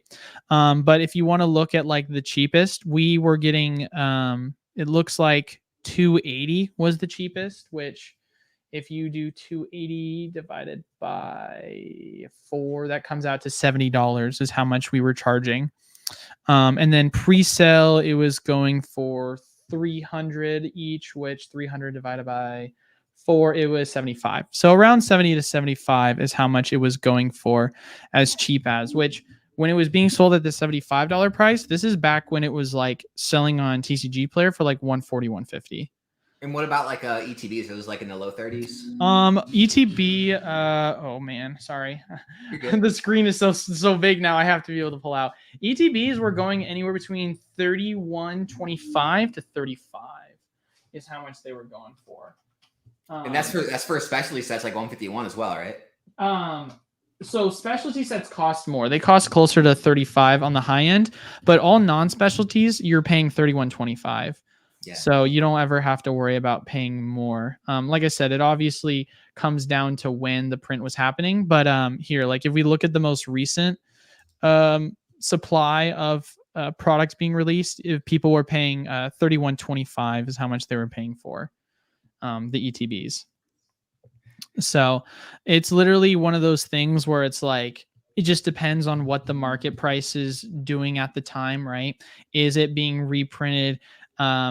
How much supply is going to be available. One thing I've learned with distros is if there's a plentiful amount being reprinted, they usually price it cheaper. But if there's a low supply, then they're usually going to price it higher because distros can get greedy. distros they have guidelines they have to follow on pre-sale, and then after the item's been pre-sold and it's a reprint, they don't have to typically follow guidelines as consistent. But I mean, there's so many different ways to make money outside of just, let me just flip a booster box for $90 and, you know, a 151 UPC or ETB. You can do stuff like that, right? Like that's totally possible. But like for myself, you know, we have people that are doing TikTok, right? They're going in and they're buying build-in battle stadiums, which are on sale, and the price per pack is $2 for Silver Tempest Lost Origin. You go take that. I'm happy to have you on because it looks like you pissed some people off apparently too. Oh, did I piss people off? I'm happy you're taking some of the heat because normally I get all the hate. I didn't even know I was pissing people off. That's crazy, dude. I think some people are mad about, like, I guess you not being as active in the Discord, the channel. Oh, really? Yeah. I mean, I already gave the reasons why. Like, I already gave the reasons why I haven't been gone. And and ultimately at the end of the day, like, if you're mad at that, like, I'm sorry. Like, I recently just hired someone on and increased our automation feature so that I'll be back more often. Like, that's just kind of how it is, right? But when you go from 3 months prior, $100,000 in sales to $375,000 in sales, and you're averaging 3 to 4 pallets shipped at your Oregon location and then 3 pallets shipped to your Arizona location a week. I mean, you try handling 7 pallets between 2 people. Like, dude, I don't know what you want from me. Like, I can't manage that. So, and you know, you can do it, but it's going to take you several days. And yeah, it's crazy. Well, not to get like all like, you know, internet entrepreneur guru on people, but like, I mean, you can listen to some of those guys. Like, there's no balance, right? When it comes to like running your own business, like, you know, everyone's like a balanced life, work-life balance. It's like when you have that massive growth or you have things in life come up, like you're getting married and you come back to all this business stuff, you can't like, you know, continue to post regular scheduled content. You can't be in the Discord for a certain amount of hours or minutes every day. Like you have to push all your energy and all your time and effort towards certain areas when you're going through growth stages. And then like right now, you've hired someone, now you can try to get things balanced back out, go to regular, but it's like, nothing's like this linear, nice line where everything it's people gotta understand that type of stuff. Well, the biggest thing for me was, and this is something that a lot of people also have to take in consideration, right? I have a wife, right? We just recently got married at the end of September, and I still have to also make her happy. And when the business was in the growth phases, we were working, I'm not even kidding you, 80 plus hours a week. Like it was insane how much I was working, to the point of where she told me, and I promised her that things were going to change. I promise you, we'll get to a point of where we'll have more time to do things other than just work. You let her run the Roka. What more does she want? Yeah, right. Exactly. It's fun to look at, right? So for myself, it was like need a better work-life balance. And a part of the reason why like I was working so much too for myself was one, because I was like, going deep into growing the business because it was something I was passionate about, but also for myself, I moved to Arizona for the purpose of wanting to see how far I can go with professional volleyball. And I got injured the first month of moving out here. And so I was out with a groin injury for 7 months. And it just was like, all right, well, I'm not going to play volleyball. Like, what am I going to do? I'm just going to work, work, work, work, work. And with that, I gained 50 pounds and a bunch of health problems. And so for myself, it's one of those things where I also have to consider those factors in, because with that, I started to adapt GERD. I started to get sleep apnea, and it started to cause me to have a bunch of other like issues that I was dealing with. And so for myself, I'm like, all right, man, like as much as I want to, be grinding, working 60, 80 hours plus a week, as much as I want to, be constantly pushing, I need to have some semblance of work-life balance, not only for myself mentally, but also for myself physically, because if I just keep ballooning, like going from 180 to like 230 was gnarly. Timo, bro. I mean, look, man, that's crazy. You can unsub if you want, but I don't. Hey, and whatever, Dr. Applesauce, like I'm cool with him. I've talked with him. I mean, I'm not telling you not to go there, but like, dude, I'm not trying to like come down on you. Another guy in the chat, I'm not trying to like be a dick. Like I'm just talking here, guys. Like, why are we so sensitive? Like, look, dude, if Eli did you wrong by not being, as attainable, I guess, during this times, like I'm sure he's sorry about it. Like, I'm not trying to be an asshole to you, man. Like, I'm just saying, like, dude, sometimes stuff in life comes up. Like, to be honest, like, this YouTube stuff, it's fun. Like, I love being here with you guys. We don't like get paid any real money from YouTube. Like, we both have to make a living. Like, if he had to do that, just don't take anything too personal here. We're all just trying to have a good time, have fun. I mean, like I said, my ultimate goal for the channel is that I want to 100% just full time. My only responsibilities are posting content and engaging with you guys. But ultimately, at the end of the day, right, I have to build out infrastructure. Of course, my face fucking goes. Of course, it goes off as I'm getting into it. Hold on, it's cool. We got to take his. I wanted to take his question anyway. Pika Heisenberg keeps asking this question. He wants us to discuss the Pokemon Center restock, and he keeps saying singles inferno. Pika, what do you mean by that? Like, what singles inferno? What is that? Like, you're saying like the singles are being burnt up? Like, what do you? I don't know what you're talking about. We can discuss the Pokemon Center restock though. That's fine. The Pokemon Center restock. I don't know how that happens. I don't know if they just like go through their warehouses and they find these random things. I don't know where it comes from. You got to be quick to the draw. And if you caught some, great. No, I don't think they're printing Sun and Moon sets. Nothing like that. And no, I don't think it's going to affect the market. I don't think there's enough that's going to like get this big drop in the market and everything's going to drop in price. I think some people are going to have windfalls and they're going to make a lot of money on those purchases. But that's kind of my stance on it. As far as the singles Inferno thing, I'm trying to look. He said, nah, bro, singles Inferno has nothing to do with Pokemon. What is it? What's singles Inferno? I have no clue. I do know about the restock that happened because Pokemon Sun and Moon base boosters were up there for a while. Who knows if it's actually going to get filled, but I mean, we'll see. That would be interesting to see. I mean, I picked up 4 cases of Sun and Moon base if it gets filled, right? Did you really? Yeah, if it gets filled, like I said, if it gets filled. So there was a restock early in the morning. I only know it because shout out to Alfred. But literally, I was like, hey, man, I was like talking to him. I was like, dude, we got our numbers for Paldean Fates. They're looking good. We're going to get so many ETBs. And he's like, yeah, hold on, dude. I'm like in the middle of a restock right now with the Pokemon Center. I'm like, why? He's like, check Twitter. And I was like, oh God, really? Is it happening right now? And so he was just shooting me links as to like what was being dropped. And the only one that I was able to get was the booster boxes for Sun and Moon base, which I was able to pick up, snag 4 cases worth, which who knows if that's going to get filled because it was up for a while. I mean, it was up for quite a bit. I tried going back for some more, but it wouldn't let me purchase anymore. I was kind of sad, but also I don't know if it's legit or not. If it is, then it's like, holy crap, that's insane. But if it isn't, I wouldn't be surprised. Tori says his were shipped today. Dang. That's insane. I mean, I don't know why it wouldn't be. You guys are, everyone's talking 4 about the singles cases and though, turtles. like dude, I mean, I wish I should have ordered more. What am I doing? Like, oh man. Yeah, I always miss all that stuff. I never get the alerts, or I'm not quick enough to the draw or nothing. Yeah, no, I got lucky. I got lucky because I happened to just be on the phone with Alfred, one of our mods, when it was happening. So it was definitely something that just was pure luck, because I don't I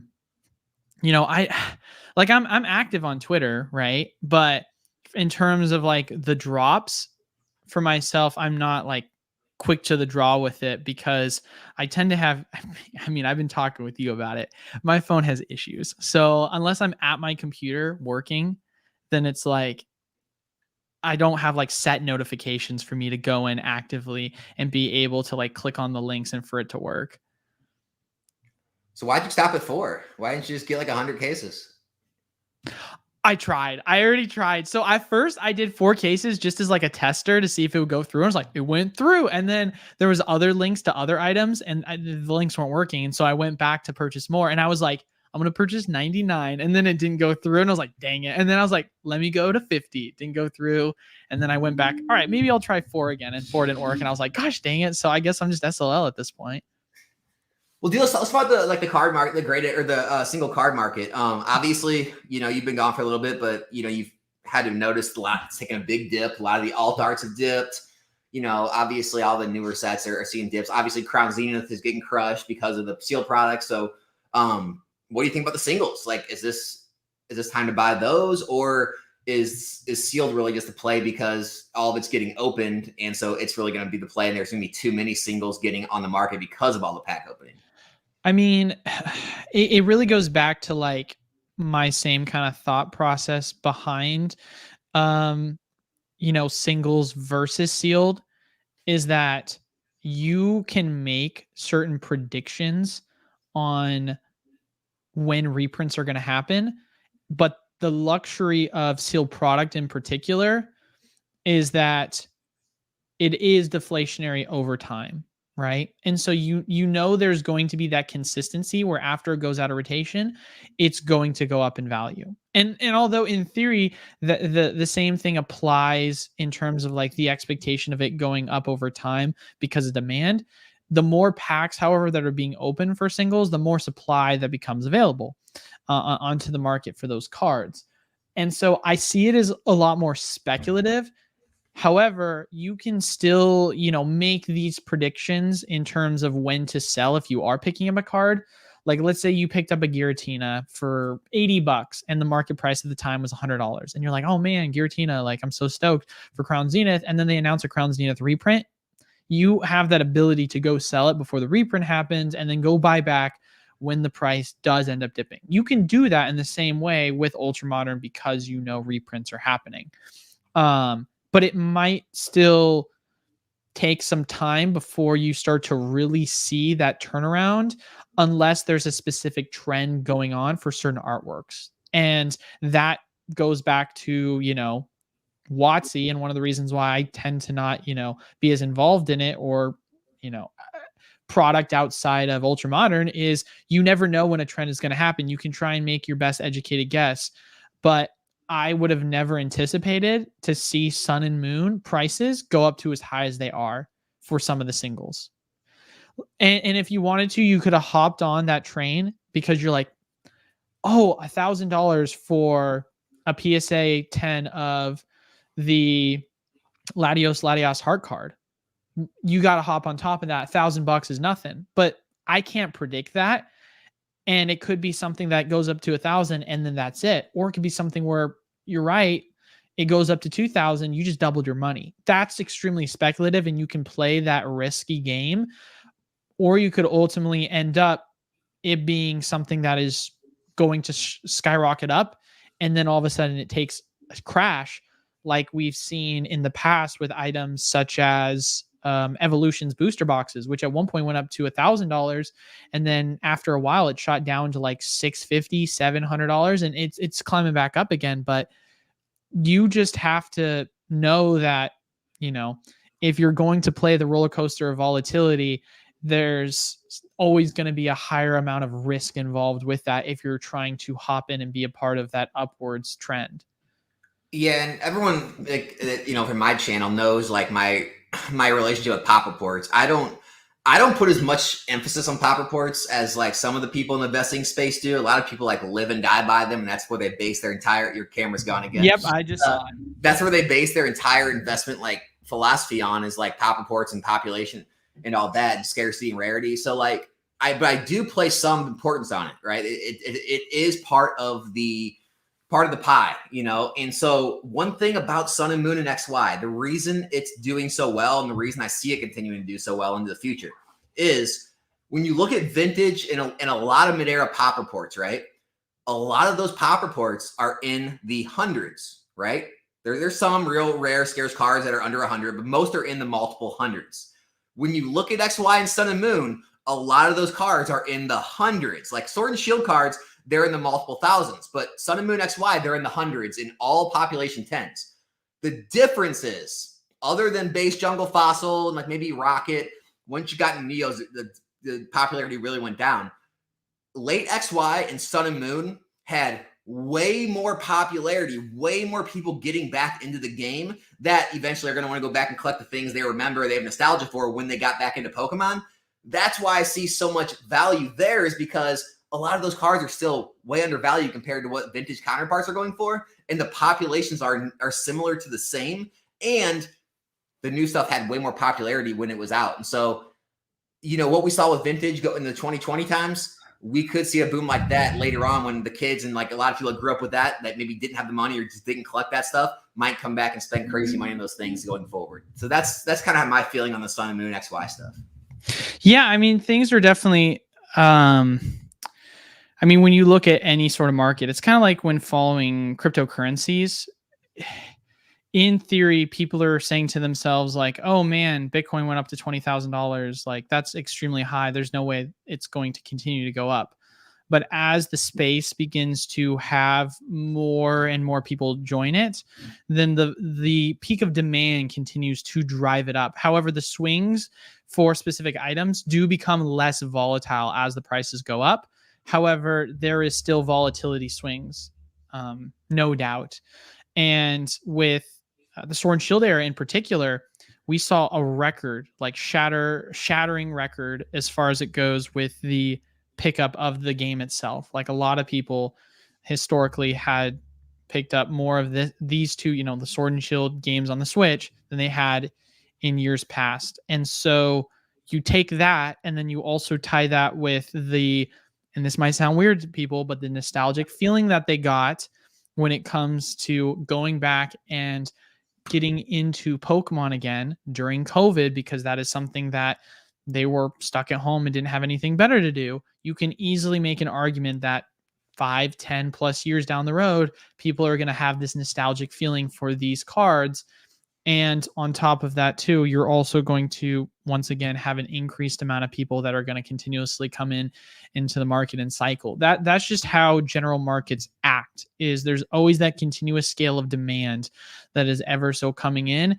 And the Pokemon company, as far as print runs go, they're printing to demand. They've made it very clear in their announcements. They say, we're going to come out and print to demand. And that's currently where they are with the current size print runs. And as the demand continues to scale, all of a sudden, you know, 1,000 pop reports are now the 100, you know, it's comparable. And then the next 10,000 pop reports are going to be the 1,000 pop reports, if that makes sense. Like, it's just going to be ever scaling as more people continue to go in the hobby.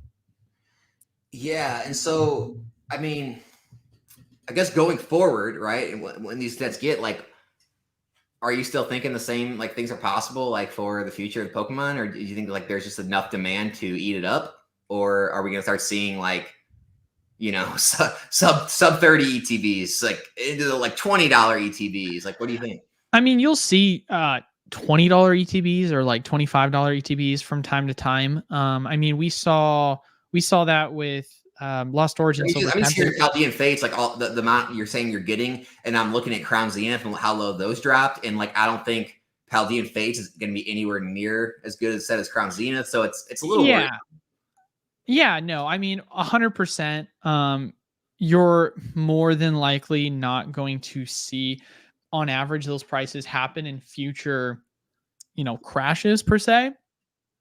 But I mean, in terms of like older product, which is so weird to say older, pre-inflationary prices, we were picking up in the program Silver Tempest Lost Origin ETBs for around 22 to 25 dollars a piece, but that was because that was the old, wholesale price. So for a product like that, you'll still have that populate from time to time because people tend to forget, like, wholesale for the Sword and Shield era is still $10 cheaper, and there's still reprints that are happening for those specific items. Not as much as we would like, but they're still happening. So, but moving forward with Scarlet and Violet, you have to temper your expectations to the future of, hey, when it comes to booster box pricing of Sword and Shield era, if you got a box in the 70s, it was a phenomenal deal, right?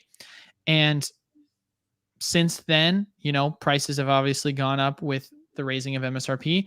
And I think that, 80 is now the new 70 for the Scarlet and Violet era. And the same thing is going to apply where, low 20s to sub 20 for ETBs. It's now going to be, mid 20s to high 20s for ETBs going into the Scarlet and Violet era, just because booster box prices are no longer $22 to $25. They're now, $30 to $33.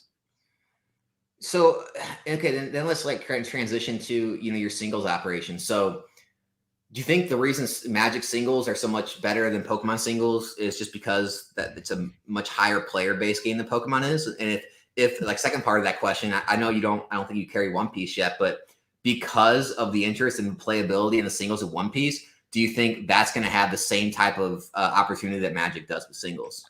I think Magic is so successful mainly because it's a game that is extremely, like, to its core, um, based off of the game itself. It's not so much, I mean, there is a collectible aspect to it, but it's not what people get into Magic for. It's not a graders market. Everyone's not trying to rush out and grade the newest Magic set. Yeah, no, Pokemon, it's more collectors first and players second, and Magic, it's players first, collectors second, and that's the main push that they've always been driving towards. They have a much more, I mean, the curve on the game itself is definitely more intricate, but it's one of those games which has a lot more of a social aspect to it because there's so many different formats, such as Commander, which people can, enjoy with multiple different friends, kind of like with Dungeons and Dragons, have Commander nights. And you don't really see that with Pokemon, right? It's more of like, a consistent one-on-one experience.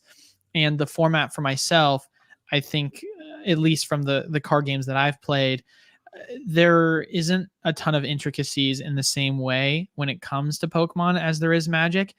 And the skill cap for it is not nearly as high. So it's not one of those games that I feel like can be extremely fun for a lot of people. And I know Pokemon's obviously trying to change that, but I think fundamentally Magic is just much more sound with the way in which they've structured their competitive card game. And with that, obviously you see that within single prices and how much they are so much higher. Big Papa, man. So are we gonna talk about how jank Black Friday was compared to previous years? I think that says about Pokemon market overall economic state. I don't, because all right, man. So the economy, the stock market's hitting new all-time highs right now. Realtor, I mean, you still can't buy a house because there's not enough inventory. People are buying them left and right, even with the interest rates where they're at. If interest rates go down, it could get even crazier. Like, I mean, I get there's issues out there, but it's not widespread. I think what is going on in the Pokemon market, and Eli can give his take, but it goes back to, what are you waiting for? Like, what exactly are we waiting for on a Black Friday that we haven't seen? I think that's the issue, is there were already so many crazy low deals out there.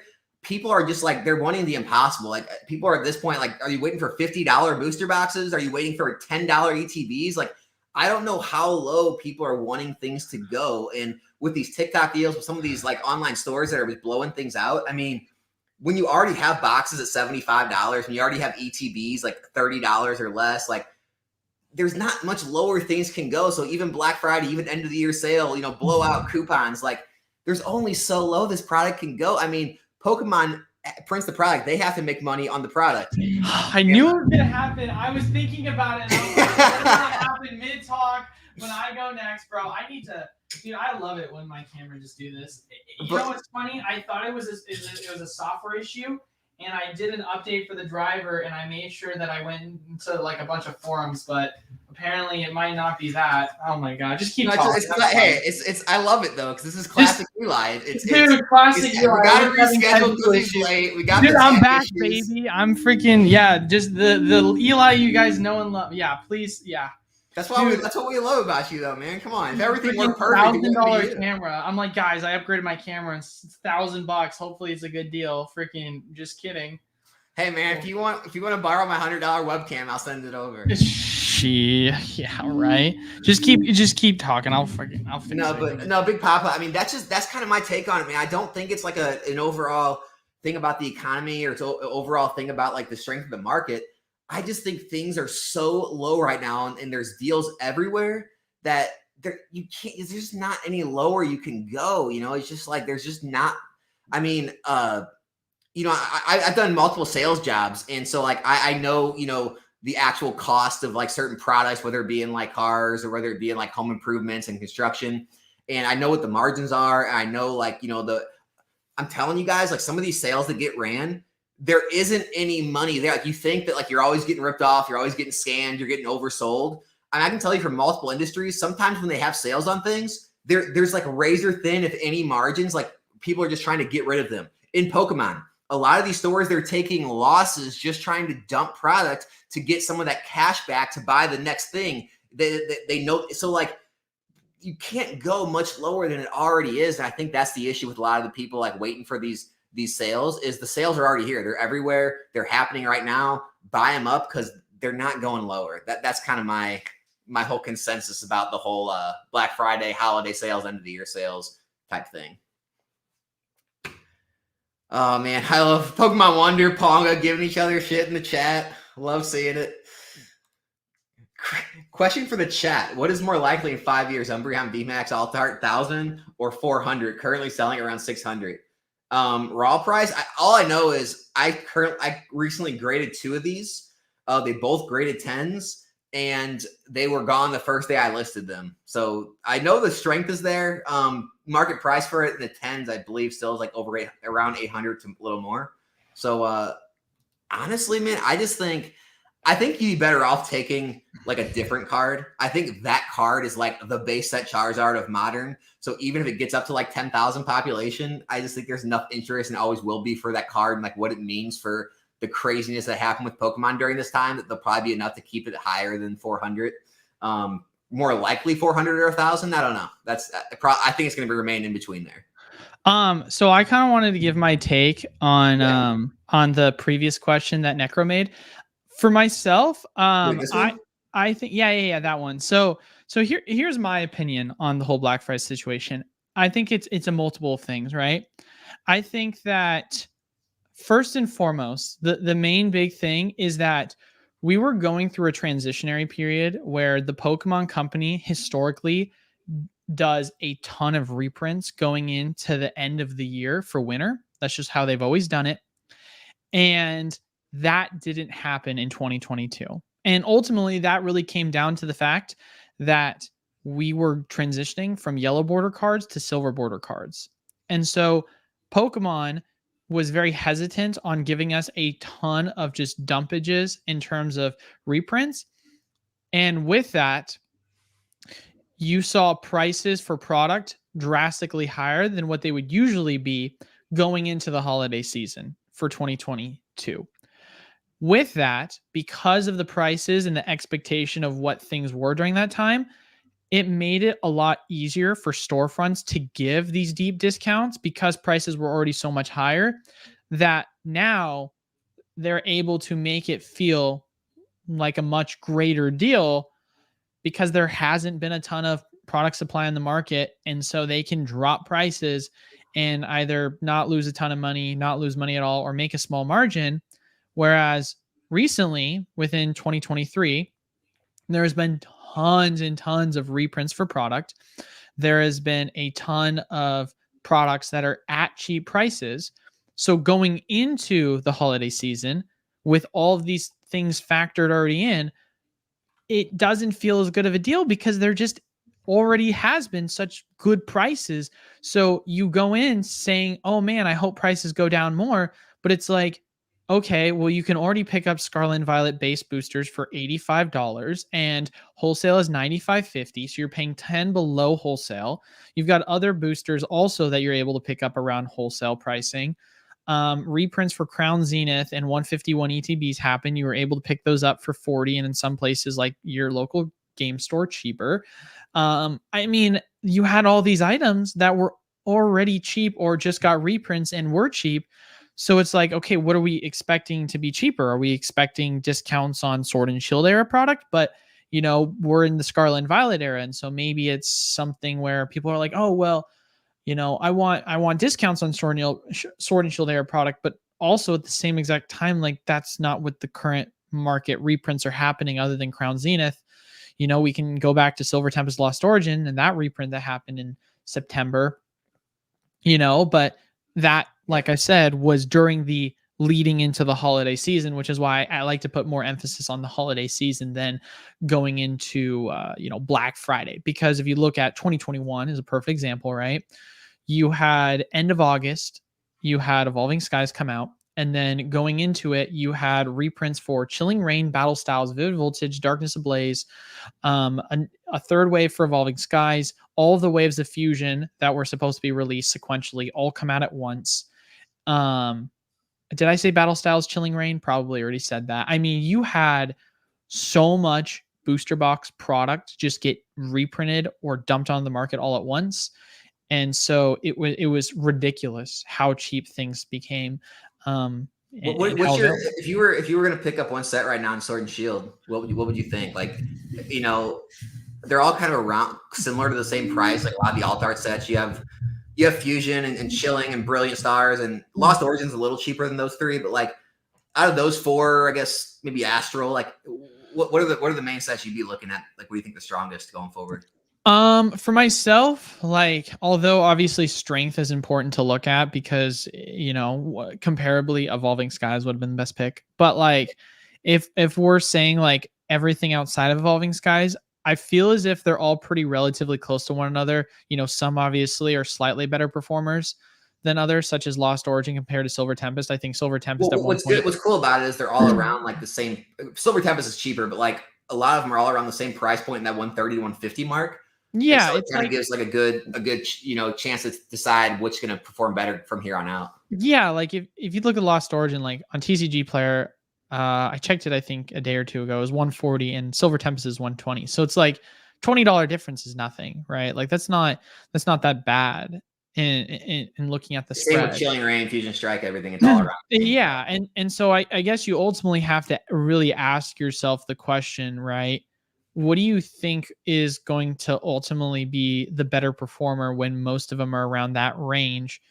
Since they are, of course, so close to one another. Now, obviously, if they weren't as close to one another, then for myself, I look more at price point opportunity and also where the reprints occurred, right? Because that's going to play a huge factor into the overall performance. If we just look at the history and what it's kind of told us, and take this with a grain of salt, of course, Lost Origins performs the best within the time frame. Brilliant Stars is right next to it. It's been all over the place. That's had some crazy swings. Right. Well, I mean, both of them have pushed almost 200. Like both of them have like basically hit 200 and then reprinted. So those have performed extremely well. Well, looking at both of them are having performed around similar to one another. What's the price point of both? Brilliant is at around 160. Lost Origin is around 140. And this is going off of TCG player prices, not prices you can get elsewhere. You can probably get them for cheaper elsewhere, right? So if I were to have to choose between the two, well, right now, if they perform pretty similar to one another, I go Lost Origin because it's $20 cheaper. That's just kind of how I look at it. And so you put those two ahead of Chilling and Fusion?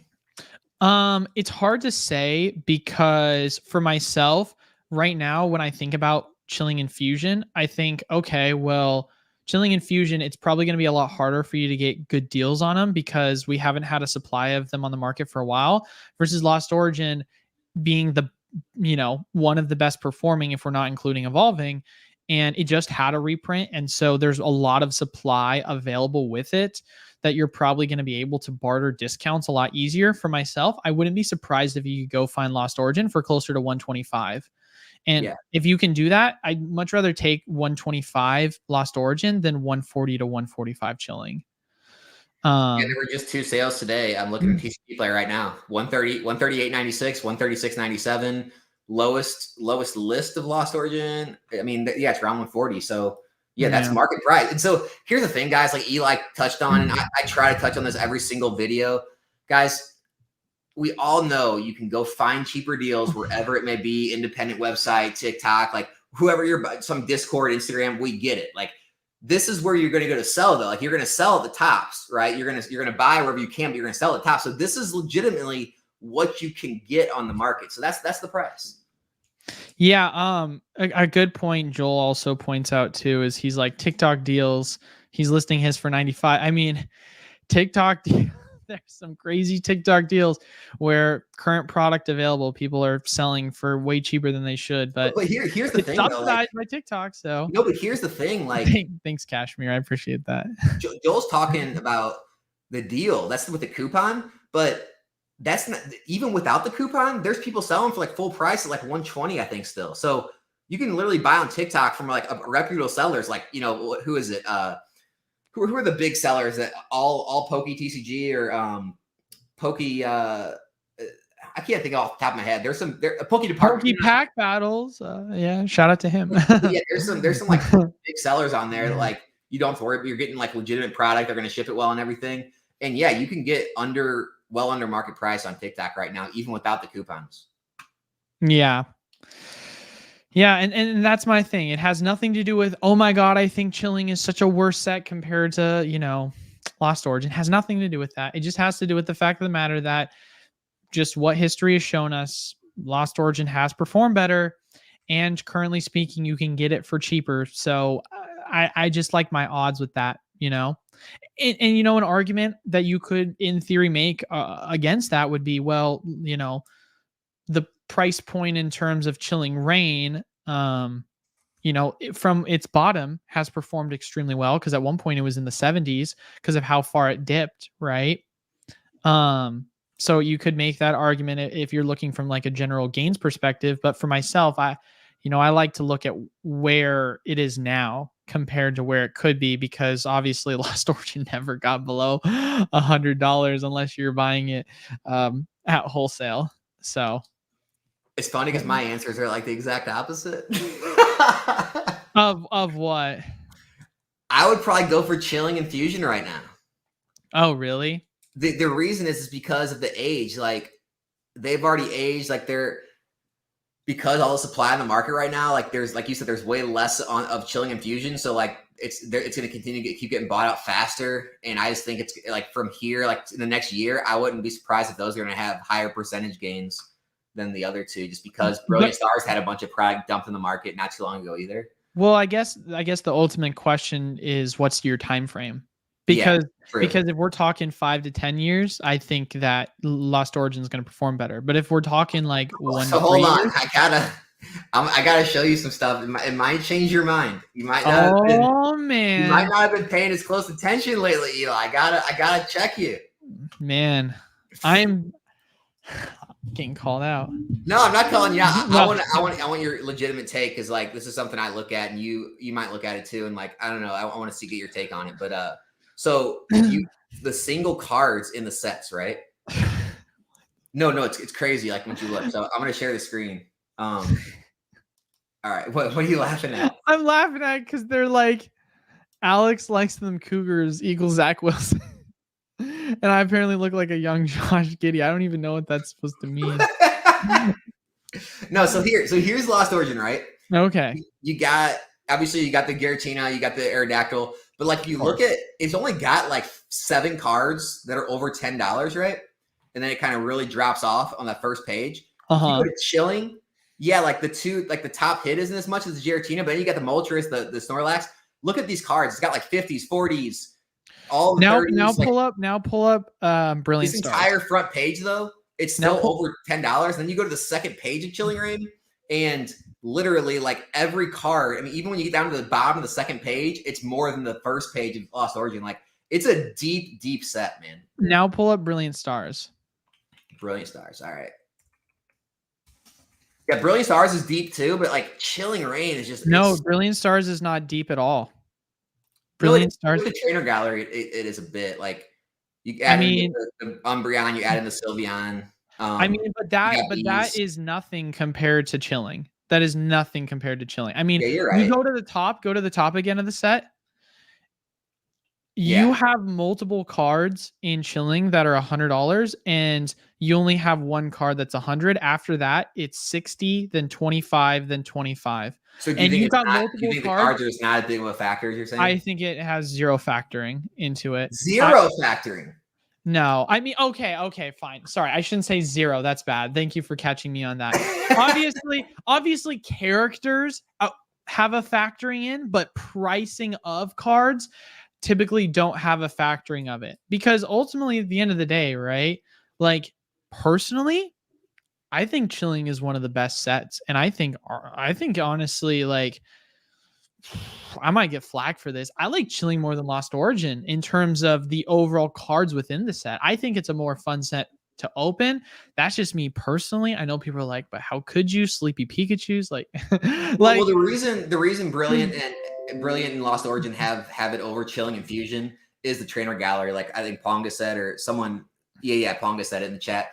The trainer gallery makes it way more fun to open because you're not just looking for one hit slot. You have 2 slots you can get hits in, and so you can have an opportunity to get a lot more pulls in the trainer gallery sets. Yeah, 1000%. And to like kind of lead off that point is, in terms of overall performance of Brilliant, the pricing on cards are drastically cheaper compared to Chilling, and yet it's still performed better than Chilling by a mile. I mean, we obviously saw it almost go up to $200, and then it got a small reprint, which dropped the price down to as low as $130, and now it's back up at $160. And that reprint happened in May, so it's been about 7 months now since that's happened. I mean, it's still holding strong. Like it's still performing well. And all right, so another question. I'm back. Let's go. The camera. My face is gone. There's no amount of settings that can fix it. What do you think about Darkness Ablaze compared to Obsidian Flames? Oh man, the battle. Get real spicy with it. It's literally Obsidian Flames is literally. It's a copy and paste set. It's Darkness Ablaze 2.0 and it's Burning Shadows 3.0. Bro, I mean, I had Mason from Cardinal Games on a while ago when we were looking at the like leaks for Obsidian. Yeah. And I was telling people, I'm like, hey guys, did you guys notice that in the past 4 generations, one of the first 3 sets always has a Charizard in it? Have you guys noticed, Flash Fire, Burning Shadows, Darkness Ablaze, and now Obsidian Flame? Just food for thought. I don't know if that's something people have been paying attention to, and they're all garbage. Flash Fire, it was back before they printed anything too much because the popularity wasn't there. That's why all that set has so much value and those cards have value. Burning Shadows, that Charizard's legitimately rare. I remember Darian. But it's not. But it's not. Yeah. But the Charizard's not rare. What? Well, hold on. You didn't let me finish my thought. So like the Charizard is rare, but it's not rare for why people think. So Burning Shadows got printed into the ground. There was an insane amount of supply of Burning Shadows that went onto the market. But the thing is, the print runs for Burning Shadows were atrocious. The pull rates were brutal, and they did a botched job where a lot of the cards came out in terrible cut condition. And so because of that, it was extremely difficult for you to go pull a 10 of the Burning Shadows Rainbow Charizard. Well, it's rare as well, dude. I remember watching Darian's Pokemon open 1,000 packs and they pulled 1. Right. No, no, no. I'm not denying that it's not rare. Like I just said, it was a terrible print run. It was extremely difficult to pull. I'm just saying that Burning Shadows as a set, not the Charizard, but as a set, Yeah. was printing the packs into the ground. There was so much of it available. It was just the supply of you know, good Charizards that could actually hit a 10 Yeah. were extremely low because of the botched print run quality. And then also adding on top of that, the fact that the pull rates were just atrocious compared to the rest of the Sun and Moon era. It was so difficult pulling anything. And, you know, there was not a lot of options of anything good to pull outside of the Charizard. Like if you didn't get the Charizard, you were just crying.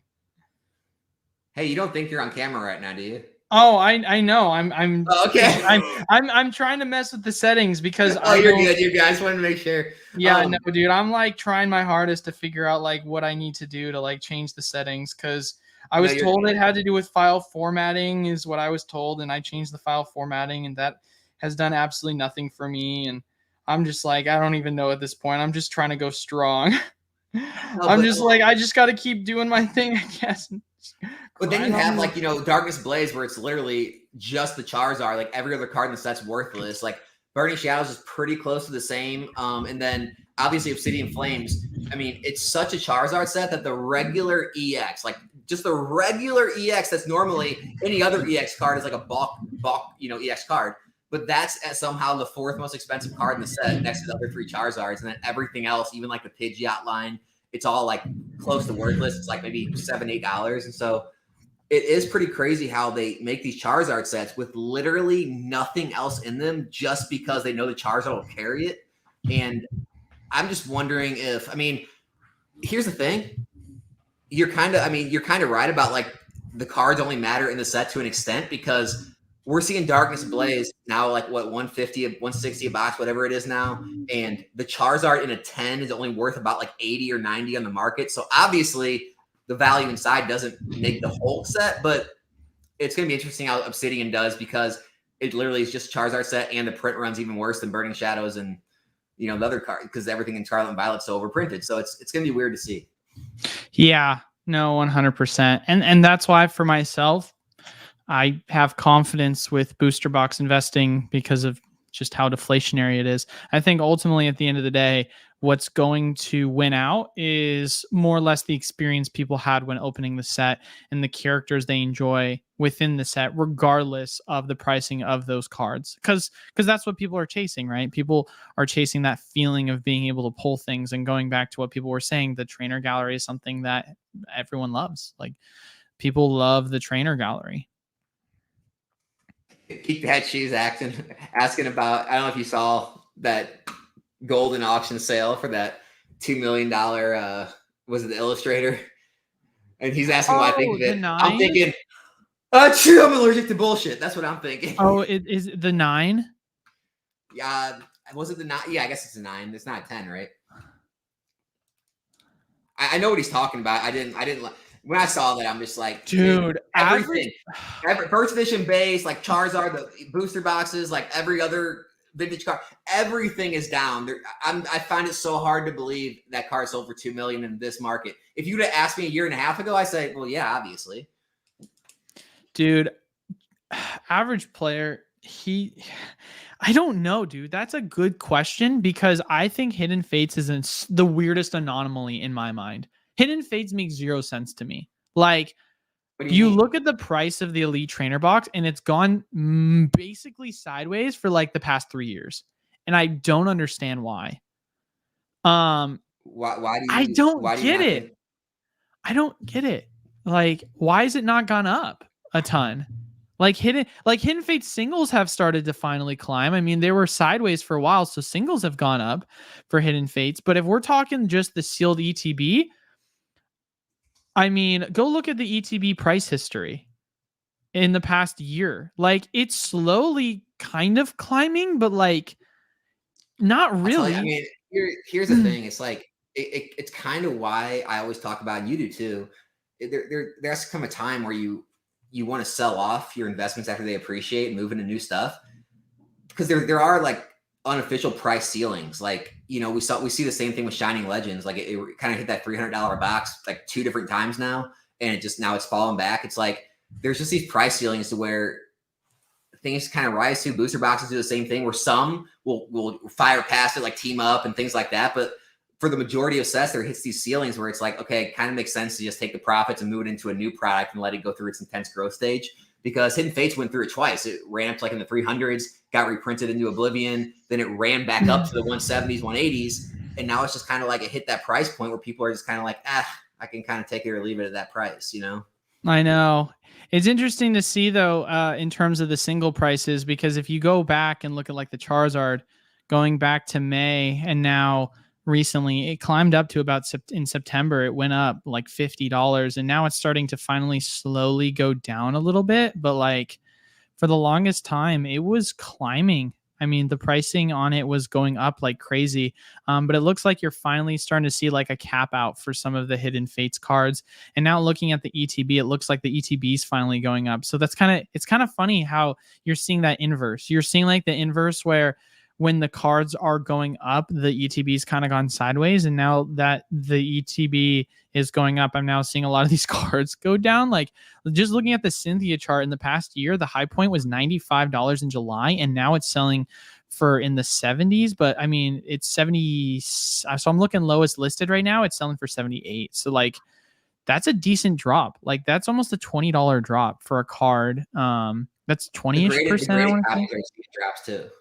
Oh, graded copies are probably brutal, dude. I honestly want to own a master set of it. There's some cards that are anomalies. I mean, the Sylveon's still going up in value, but I definitely want to master set this set really bad at some point.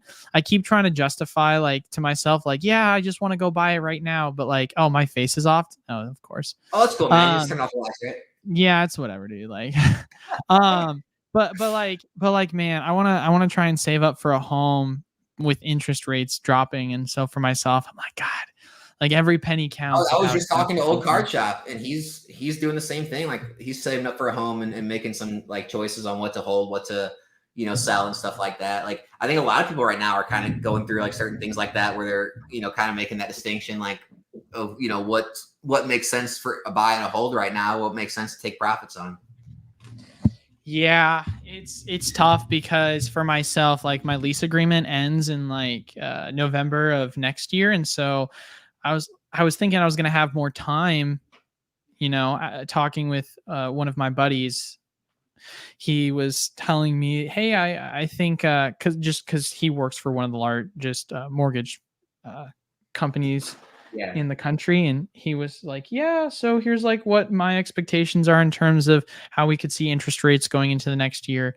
And just watching the price of interest rates just like tank. I mean, we were at 8% 2 months ago, and today it's at 6.25. I'm like, holy crap, that's a quick drop in 2 months. That's a really quick drop.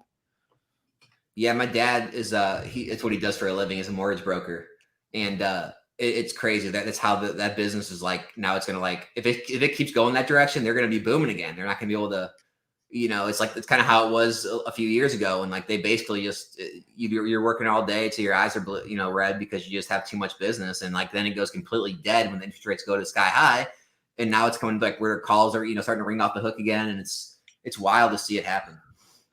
I think the real question, and at least this is how I kind of look at it, I think the real question is, what is that passing point where dropping the rates now causes the supply to skyrocket? Because ultimately, the big reason why we have such a low supply in the market is if you go sell your home, okay, well, I'm holding a 3% interest rate. Why would I want to go sell my home for an 8% interest rate? Now it's 6.25. I'm sitting on such a nice interest rate. Why would I ever want to give that up, right? Unless you're someone that's where I'm at. Like even if like we wanted to move into a different house, it's like there's no way I can do that when I'm sitting on a 3% interest rate. I can't do that. You know? Yeah, it's like unless you're a part of the boomer generation that I bought my home for a ham sandwich and $50, and then it's all of a sudden now worth $700,000, and you can go, take that money and go buy a home in cash somewhere else outside the country or inside the country for cheaper, or in the same community and downsize. Like you can easily go and do something like that where, where they're able to afford it. But for most, regular Americans that got locked in at good interest rates, I mean, you just have to think about it. Like interest rates were at 3% 2 years ago. And Barringer said it's mostly just big companies buying up properties. It's pretty disgusting. No, it's not, man. It's not what it is. And, you shouldn't have that opinion. Stop. I'm just joking, man. I'm giving you shit. I know he was angry at me earlier for dismissing his questions. I'm just messing with you. But no, I mean, that is another, that's another reason is, I mean, there's been some investment firms buying up a lot of properties, but I've heard that's been cooling off a little bit. So I don't know if, they're starting to, it's getting like even to the point where they're not buying any. I don't know. I mean, yes, I would say that. I mean, you look at BlackRock and a lot of these other big, large investment firms, they were definitely running up the prices. I 1,000% agree with that. But I think the solution at this point into how things could shift, I think that's more or less just going to come to a point of where what's the interest rate that is going to get buyers back on the market, because now they can justify selling their home. Like if you have a bunch of and right now, from what a lot of the analytics are showing, it's 4%. It's, hey, if we hit this point of 4% mortgage rates, if we get that low, you're going to have a large influx of people that were holding on and didn't want to sell because they didn't want to give up their interest rates because of the rapid increase. All of a sudden being willing to sell their homes for the purpose of being able to upsize, downsize, whatever it is that they want to do at a similar interest rate. And so if that happens, you could see pricing on homes actually now come down. But obviously, until we get to that point or find that impasse, all it's really done is shown that during the winter months, there's been a ton of activity when it comes to home pricing and sales. And how's the camera coming? How's the camera coming? It's it's coming, dude. What's going on with it? Dude, I already told you what's going on with it. It's the tears are flowing, bro. That's what's going on with it. Well, come here. Try to get back on. We'll wrap this thing up. I know we've been going over 2 hours now. I know, but I don't want to wrap it up. I'm actually enjoying myself. I'm happy to be back. I'm like, gosh dang it, man. Why is it that I come back and I have all these technical issues? What a sham. I've been bamboozled, man. The fact that I thought I would buy a nice camera and things would actually work well for me. Idiot. Played myself. Should have never thought that way. God, I'm trying to think of anything else to cover before. Well, I can think of one more thing we could cover a little bit before going off. One more thing, not 1,000 more things. I mean, I think like one little nugget we could talk about. If you want to tease that at all. Oh snap! Tease. Oh man, I think I know what you're talking about. Are you talking about the fact that we're gonna start a podcast together starting New Year? Man, you said it, man. You said it. Snap! Oh my goodness gracious.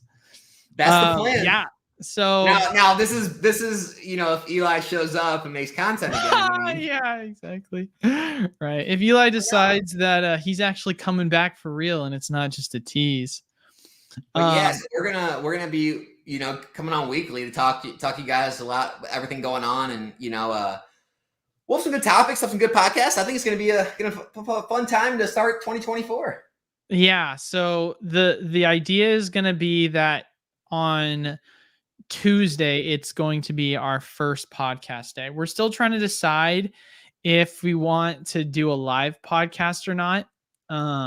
That's kind of where we're trying to figure it out, but it's something we've talked about in the past, and I think it's finally time. We're ready to pull the trigger on doing a podcast. Because for myself, like, don't get me wrong, I enjoy creating content, but you get such a better back and forth when you have someone that you can have discussions with on topics, because you're able to get multiple different perspectives and you're able to play devil's advocate, or, challenge the other person or agree with the other person, but give a different insight, and that's something I really, really enjoy.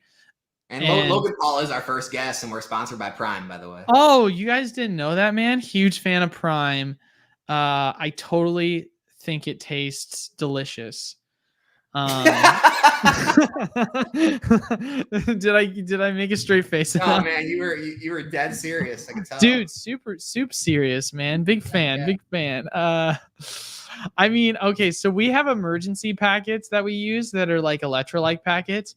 And my wife was like, hey, I'm going to get us some new electrolyte packets. I want you to try them out. And she gave me one of them. No clue what the brand is or anything. And I was like, oh my God, this is the worst thing I've ever tasted. And she's like, Prime. Oh, really?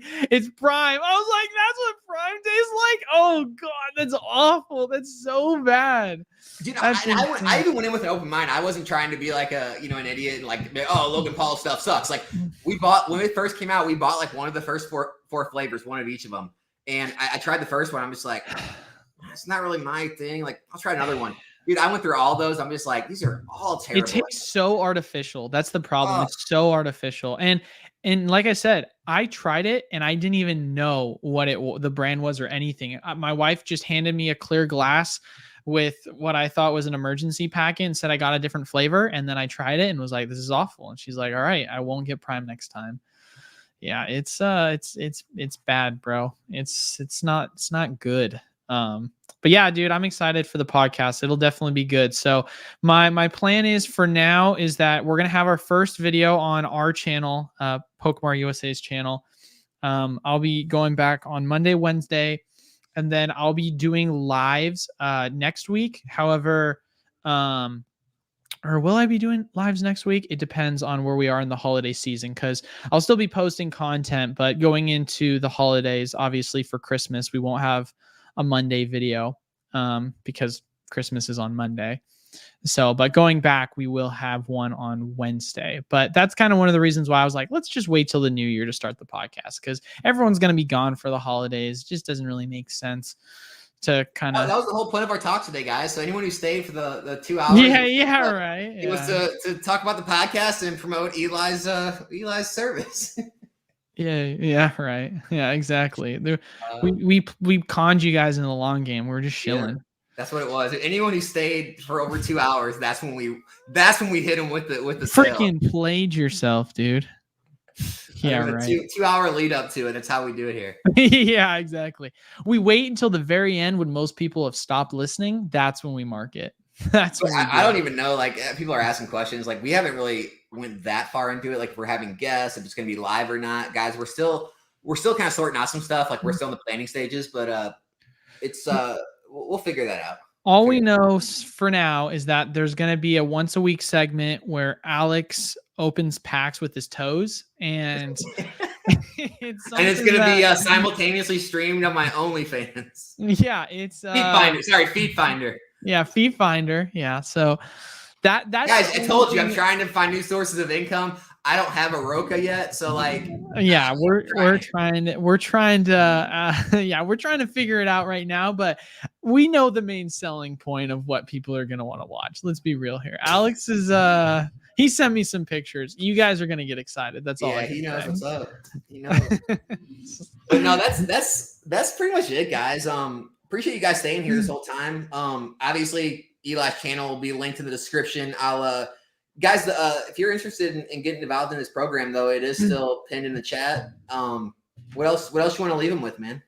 I'm just excited to be back. Obviously, like I said, it was a bummer being gone for as long as I was gone. But the main thing was with the scaling of the business and everything I was doing with personally, I just needed to set up a lot of infrastructure to get things going to where, you know, the business could run without me having to be as invested as I was. So going forward, the expectation is that I'm going to do my best to continuously push out content. I want to do more shorts. That's another thing I really want to get into. So I've got a lot that I've been working on with my editor. I mean, we already have the videos made for next week. So it's not even a matter of like, oh, is he going to make the videos? It's like, no, we already made them. We're ready to start posting them as soon as it comes. Big shot with an editor now too. Oh yeah, big shot with an editor, right? I guess. I was like, I got a big shot with an editor, but not with a camera, you know? At least I got something going for me. So, but yeah, no, it's gonna be good. We're gonna do our best to start pumping out content. And yeah, what my big thing though is I really want to ease into just doing the 2 videos like I've been doing Monday, Wednesday, but eventually at some point I would like to start doing Fridays again. So, but we'll get there one step at a time too. There's a question of always quantity or quality over quantity that always needs to be asked, you know. Absolutely. Well, guys, that's it. We're leaving you with that. We're ending it here. Eli will be back next week. I'll have a new video tomorrow. And thanks, everyone, for being here in the live today. We are out.